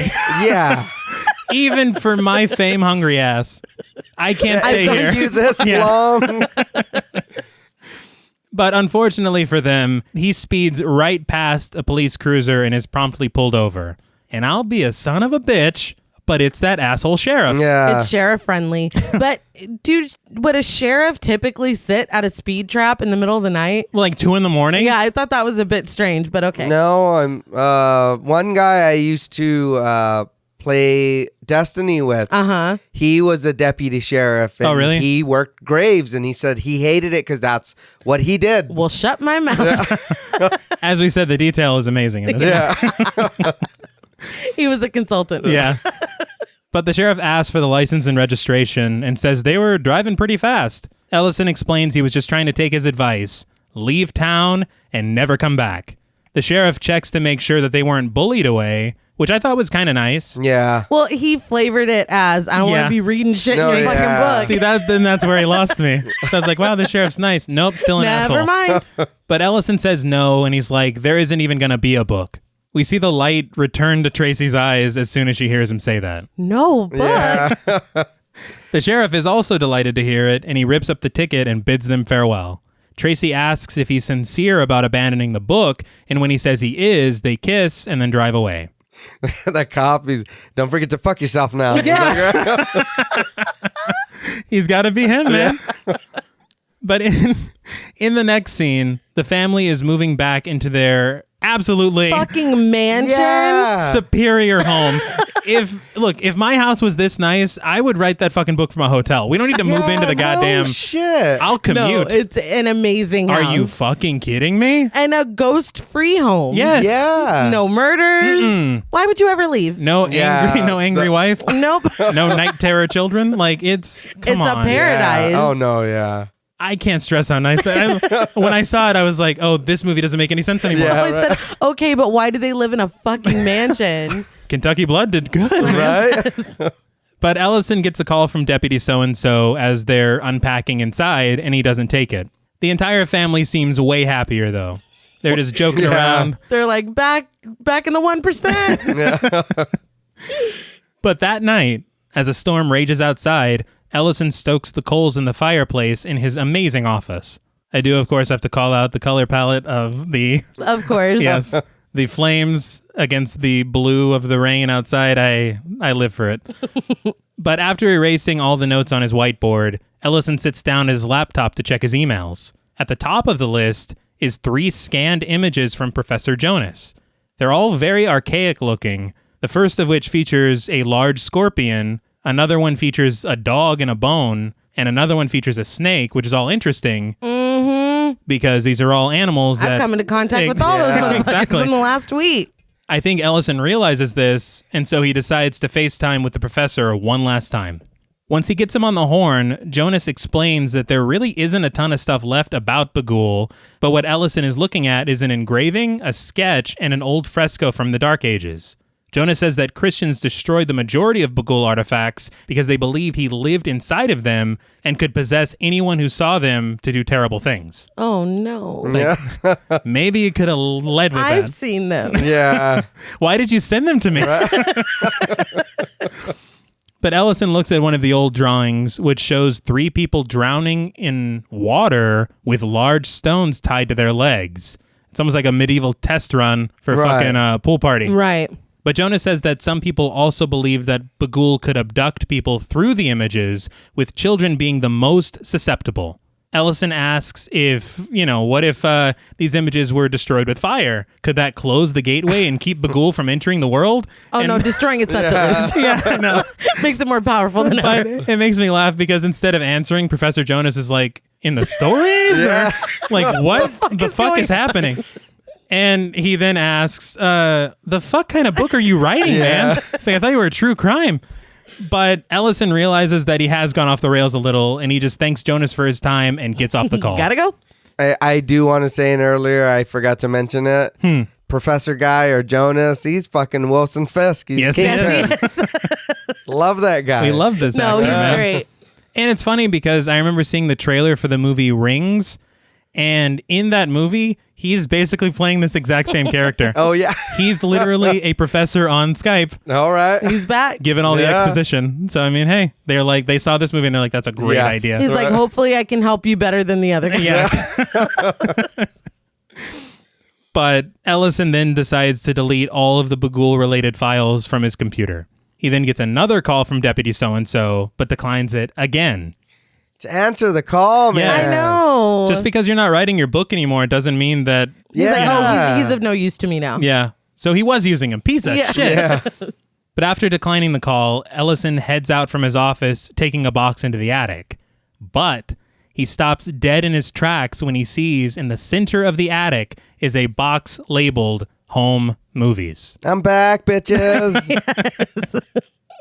He cautiously makes his way over and opens it up to find the Super 8s and the projector inside in mint condition. He flips the box over to find a small package labeled Extended Cut Endings. Not the director's cut. No, dude. I want no part of it. No. No. Bagul's like, the studio interfered with This was my previous. original. This was my vision. Yeah. But Ellison opens it up to find missing reels from each of the snuff films. I gotta say, I love that fucking Mr. Boogie with this wordplay and shit. Yeah. Oh, yeah. Not only the names of the movies, but he's like, these are the extended cuts. But Ellison very arduously pieces them together, frantically taking sips of coffee between the work. Deputy So-and-so calls again, and Ellison finally answers it. The deputy apologizes for calling so late, and Ellison asks what the problem is. He answers, the problem is that Ellison moved. He explains that after looking at all the information, he finally saw the connection. The dates and addresses. Every single family lived in one of the houses where a previous murder had taken place. And when you put them all together, you see a pattern. The Stevensons lived in the house where the Millers had their throats cut, but before they moved to St. Louis, the Millers lived in the house where the Deluzio lawn massacre happened. And before the Deluzios lived there, they lived in the Sacramento home where the Martinez family was burned alive. It all goes back to the 1966 pool party film, and the deputy explains that if the killer is still out there, Ellison has not only sped up the timeline of the murders, but he's put his family right in the middle of it. You played yourself. Congratulations. Yeah. The one time that they do what they're supposed to do. It was the wrong thing. Oh Yeah. my God. So again, with them using some cliches in this film, I love that they're turning some on their head. Yes. Because this is brilliant. Yeah. But it makes me laugh because Ellison just thanks him and gets off the phone. Ellison then retires to his chair and switches on the projector to watch the snuff films again with the added footage. After we watch Family Hangout, we see Stephanie climb down from the tree, playfully hanging from the legs of her dead parents, rushing to the camera and shushing the audience before disappearing. That was a lot. Oh, to me. yeah. Her hanging there and being like, dun, dun, dun, dun. What? It's fantastic. Yeah, like that was crazy. It's eerie as shit. Yeah. But in Barbecue 79, we see that the missing son approaches the camera, shushes the audience before disappearing as well. The trend continues for each of the missing children in Pool Party 66, Sleepytime 98, and Lawn Work 86. Not only are they disappearing into Bagul's netherworld, but they themselves are the ones who committed the murders we've been watching this entire time. Dun, dun, dun. No, that's fucking Oh, it's crazy. terrifying. At this point, I was like, man, I was really scared before. And I was like, wait, I don't got no kids. Fuck God. I was so happy. I was like, man, that's for you guys to worry about. Oh, shit. So long. A little selfish, but So long. Ellison suddenly becomes lightheaded. Well, and I have to point it out because I said I was going to point it out. But as he's watching, he goes, it's the missing kids. Yeah. We Yeah. know. Well, Again, the studio. We know. I mean, you just helped him. Why did you put this film together? What, help Bagul? Yeah, when he was drinking the coffee and oh shit, I gotta watch this. Well, no, you don't. Well, I mean, no, he didn't. You don't. It's like, I got to see how Yeah. it is. He literally gave up on everything else. He could have been like, nope, Yeah. I'm done with that. But this That was is a the weird, version- weird phase in Yeah, my no. life. Yeah, you're like, This is the version I've never seen. the artist's true intent. But very lightheaded, he heads over to his desk and picks up his coffee, which appears to have some kind of green... Ectoplasm? Yeah, there's like bits of glow stick inside of it. I don't know. Yeah. But there's a childlike note on his desk that reads, "Good night, Daddy." And Ellison just collapses to the floor. The pettiness. Yeah. I Well, live for it. Well, and you know what? I didn't notice it until the second time, but that note was sitting on his desk. Oh, man. He was too busy. When he was putting all the stuff together, drinking the coffee, and he puts it down, I was like, I noticed the paper, but I didn't pay no mind to it. And then when he reads it and puts it down, I was like, that was there the whole time on his fucking desk. I'm sure he didn't either. He's like, man, fuck those kids. I'm busy. Well, but in all honesty, until you start feeling lightheaded, it's sweet. That's really sweet. Yeah. But foam begins to drip out of Ellison's mouth, and Ashley appears behind him. She commends him for making the films longer and says they're much better this way.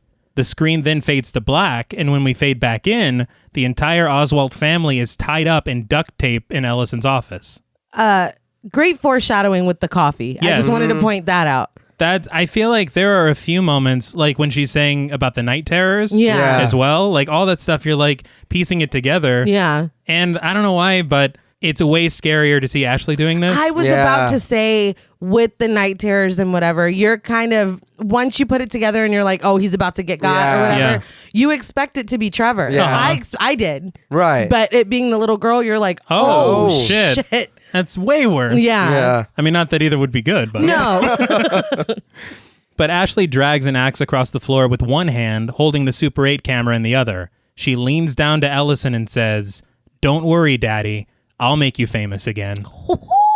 That might be the best line in the whole film. I love it so much. I can't even tell you. But she lines up the shot and approaches him. Setting the camera down on the floor, we get a shot of Ellison's head through the Super 8 lens. Ashley readies the axe, and the camera cuts away before she brings it down. Now covered in blood, Ashley approaches the camera in the hallway, shushing the audience before picking the camera up, showing off her most recent paintings all over the walls in her family's blood. More great foreshadowing. Yeah. With the painting of the walls. I'm loving this. It's like, you think these are just little character moments, but you're like, oh no, that meant something, or it was going to mean something. And that's just impressive. Yeah. We also see that Bagul's symbol is painted in blood on one of the doors at the end of the hall. She turns the camera back down the hall where all the other missing kids are waiting. As they approach the camera, we pan out to find Ashley watching the footage in her father's office as she draws the murders that she just committed onto the lid of the home movies box. The projected children turn to face her, and she approaches the projection screen. Their eyes follow her as she walks towards the projector. She tilts her head to the side like Michael Myers, and in a flash of lightning, we see Bagul standing right behind her. As the children run away on screen, Bagul picks Ashley up and carries her out of the room. They disappear onto the projected film, and we watch as he carries her away down the hall. The screen cuts to black and fades back in to reveal the box of Super 8 films and the projector in the Oswald's attic. There's a new film that reads, House Painting, 2012. We pull back from it, but are jump scared once again by Bagul leaning into the frame. We then cut to black, and the credits roll. Before you ask the customary question, I just have to put out that I hated the jump scare. Yes. My literal thought was, okay, Sinister. Oh. Yeah. You're better than this. The jump scare. First of all, the jump scare is the exact same jump scare that was used earlier. I think it's just the same shot reversed to the other side, you know? But I did read that they were just going to end it on the box of the films. They should have. And then one of the people at Summit Entertainment was like, we got to end this with a jump scare. And to that person's, I don't want to give them any credit, so not to their credit. No. Derrickson did have final cut, so he could have said no, but he added it in anyway because he said that it allowed to cut the tension from what we just watched, but I don't want to cut the tension. Yeah. No. That whole sequence was amazing. Let us sit in that. And then leave the theater like fucked up. I like leaving the theater fucked up. Agreed. And when you say final cut, I just think of Roman from Scream 3. Yikes. Yeah, I didn't like that either. The jump scare. What I did like was that little hallway scene. Yes. Because it kind of gave me like a video game vibe, but I was like, oh my, I was like, is this PT? Yeah, I was like, God damn. Yeah, I was like, this is fucking great. But I will ask the customary question. Right. What did you guys think of Sinister? I mean, it wasn't perfect, but I was glad that I really didn't remember a lot. It was kind of like going in fresh again. And I really appreciated the majority of this. I know I always bitch about stuff being remade and repackaged. Right. And, we've seen this a million times before. There was stuff in this that I hadn't seen before. And that was a treat I think. My complaint would be that this film stoops sometimes to stuff that lesser films kind of use as a crutch, if that makes sense. Because this film didn't need that. No. We didn't need the jump scares. We didn't need it's the missing children. We didn't need the spoon feeding. So yeah, it's not perfect to me for little nitpicky shit like that. But I really loved the story and I adored those fucking Super 8s. Yes. And it's not often, I know I always talk about being a pussy or whatever. It's not often that, like, I'll get jump scared, but I don't really see that that's an accomplishment because, like, a loud noise makes me jump. Like, but that fucking lawnmower scene. Man. No, it was good. That genuinely, I did jump out of my skin. It fucking scared me. Like, it scared me for real. It's one of the most effective scares in modern times. Like, I don't see how anyone could argue with that. Agreed. Yeah, But that's all right. John Paul. I had a lot of fun talking about the movie. Like I said, I don't hate the movie. I do like it. The things that hurt it for me are how dark it is. And then the like you said, like some of the cliches, and then like, you know, the predictability. Oh, I'm gonna go burn it. You know what I mean? Oh, it's back. You know, it's like, come on, dude. You know it's coming back. It's not over that We fast. know it's coming back. Well, I know, but you know, I think they subvert that a little bit because as I was watching it the first time, I was like, well, it's obviously not done. right? But they're like, yeah, it's not done, but also your daughter is gonna fucking murder all of you. It happens So in a way that you don't think it's going to happen. Right. Even if it is a bit predictable that, well, we still got 20 minutes left. I don't think they made it out. It's like, I see the time bar, but I think that allows for them to get away with that one Right. in my book because it's like, look, yeah, we get it, but we're also about to up the ante Right. with some shit you never Now, even now on that same, you know what I mean? On that, I do like that they're dead. You know what I mean? Yes. Thank you for having her kill her family and not just like, well, you know what I mean? You know what I mean? May and I are just like, Well, it's T, can you stay over? Like she's like, I'm gonna make you famous, daddy, and then the cop comes in and shoots her in the head. I and then, totally agree because you know I feel like Deputy so-and-so saves life. yeah, I feel like either that would happen or it'd be like, Ashley, it's me. Remember, Yeah. it's daddy. He's like, and then she would come I back, was in Gattaca. oh, Captain, my Captain. But yes, totally agree. Even though it sounds fucked up, I'm also glad that she killed her family. I like the demon part or the whatever. Typical white monster. You know what I mean? You just suit, long hair, white face. I mean, We love it. yeah. The 10th member of Slipknot. Yeah. No, I agree with both points. I think that their ability to build tension the way that they do is just remarkable. No, yeah. And I feel like one thing I did forget to mention is that I think that it was such a smart choice to, at least for the majority of the start of the film, it's kind of grounded with this true crime element. Yeah. So you're like, well, you know, maybe this is just some fucked up shit that happened. These are just snuff films. Right. And then we just kind of further get off base. Yeah. And it just gets worse and worse. Yeah, it does. And scarier and scarier.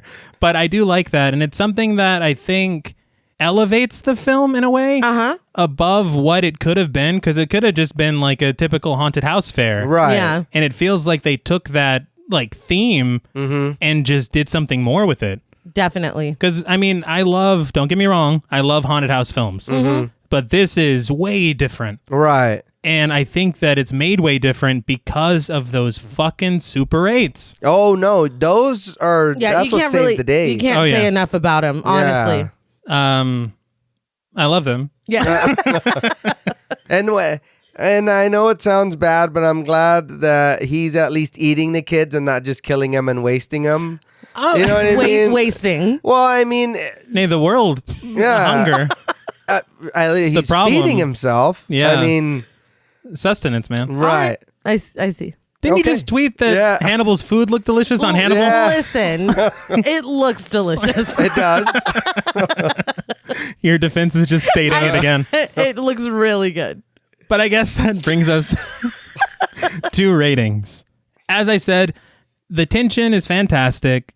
I love the idea of this film.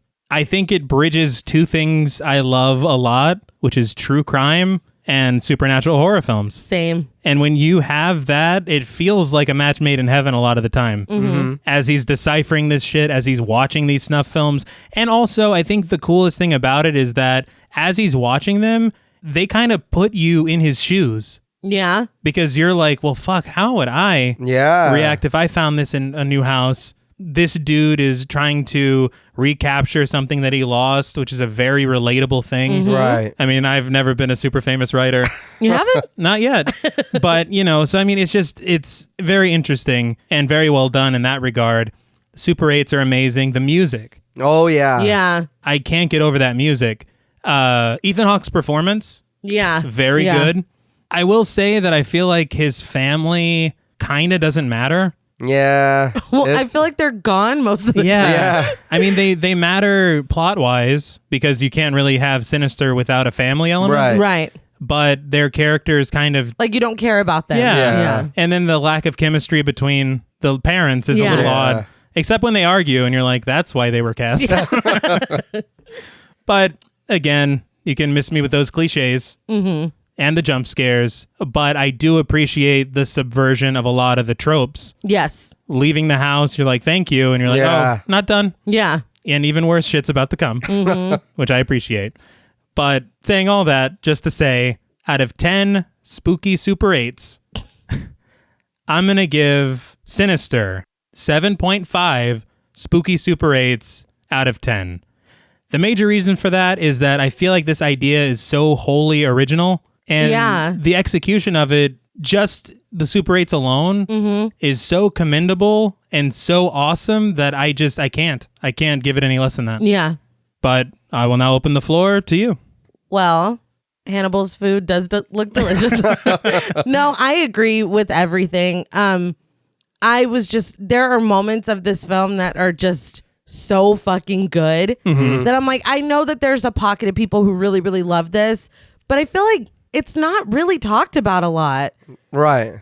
There was that, I can't remember, the last few years, there was that thing where they hooked a bunch of people up to like pulse monitors and brain activity shit or whatever and showed them a bunch of horror movies. And Sinister was supposed to be physiologically the scariest movie that the group saw. And obviously it's not the scariest movie you've ever seen, but I feel like that has to be due to that tension that they build that I'm a sucker for it. Right. And the Super 8s. I can't. Incredible. Ethan Hawke, incredible. Again, it's not perfect, but I just really appreciated being given a unique story told in a new way. And the ending isn't happy. No. The thing that you're afraid is going to happen fucking happens. Right. And it's almost like it's because of his hubris. You knew that's why you got on the phone and you were about to call those cops and you were like, nah, but fame though. And then you didn't. Kentucky Blood too. Yeah. Electric Boogaloo. But now look what it got you. Yeah. So, I mean, it says something there about greed and about pride and whatever the fuck. I really enjoyed it. So, on a scale from 1 to 10 spooky Super 8s, I give Sinister an 8 out of 10. Wow. They impressed me. Show me something new. Like, I'm not asking for much. Right. Yeah. I'm ZZ Top. I'm really not asking for much. Show me something new. And they did. And 8. All right. Well, I'm going to show you something new. Oh, shit. It ain't a 7.5. No, it is not an 8. So I'm not even going to lie. I agree with everything both of you guys are saying. But I think to me, it just a lot of the darkness took me out of it, and it was constant. I was like, God damn it, dude! I want to see what's happening. You know what I mean? Or I want, it's like you said, it doesn't matter. This house doesn't matter. You didn't need to live in a big house or a nice house if you're going to keep it dark all the time. I can't fucking see anything. I don't know what's happening.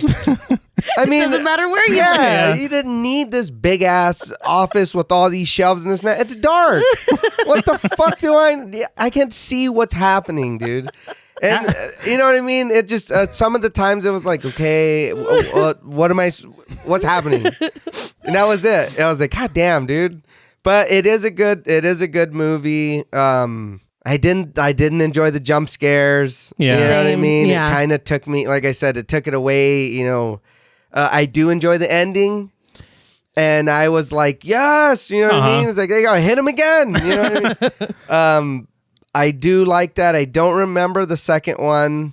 Neither do I. I just remember not really caring I was for going to it. say, and part of me wonders because this film should be, in my view, held up like an Insidious to talk about. Yeah. But I wonder if because of how bad the sequel is, people were just like, oh, never mind. Yeah. It's that bad? I remember really not liking it. Yeah, I don't remember it at all. Maybe we'll talk about it. We've but seen it, right? Once. Okay. And I remember being like, wasn't as But, good as the first one. yeah. And then we put it on the shelf again and never watched it. But I do enjoy it, and I agree with, I like the story, but like I said, I felt like it kept taking me out so much. I kept getting taken out with the jump scares and the oh, let's do this, or like, you know what I mean, or him just, oh, it's okay, baby, you know what I mean, we're gonna be fine. How much do you need to see before it's like, okay, let's go? You had to physically see this dude come out of a fucking picture or like a, you know what I mean, the projector, and be like, it's me, for you to be like, no, we gotta go, baby, I made a mistake. And yeah. that's the line. but he needed the fame and stuff. No, fuck Hubris. that. I think that he,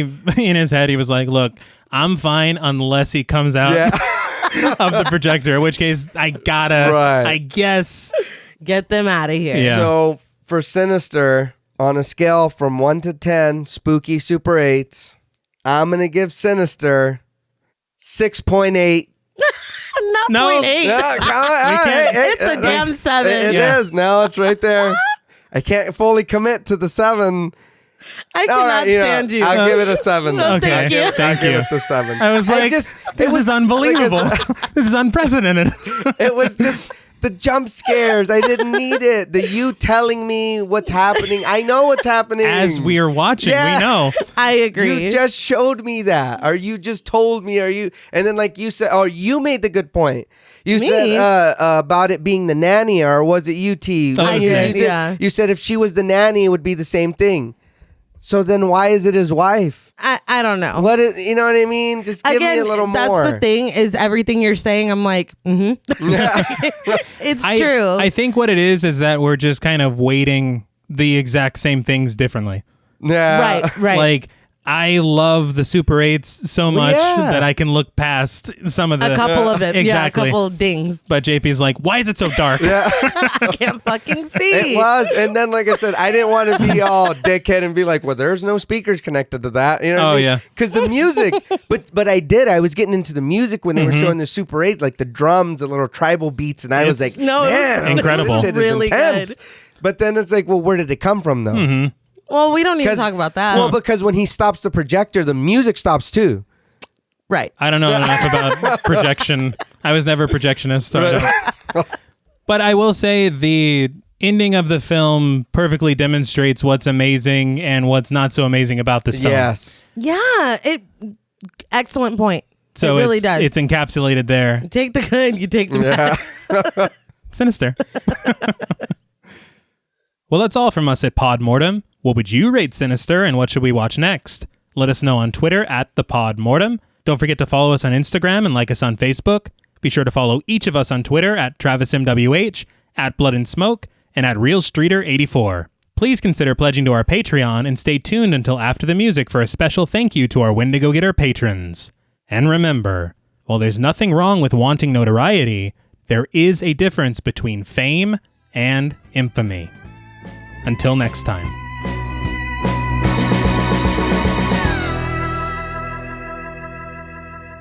Thank you for staying tuned. We want to give a very special thank you to all of our Wendigo Getter patrons. Yay. All together. Yeah.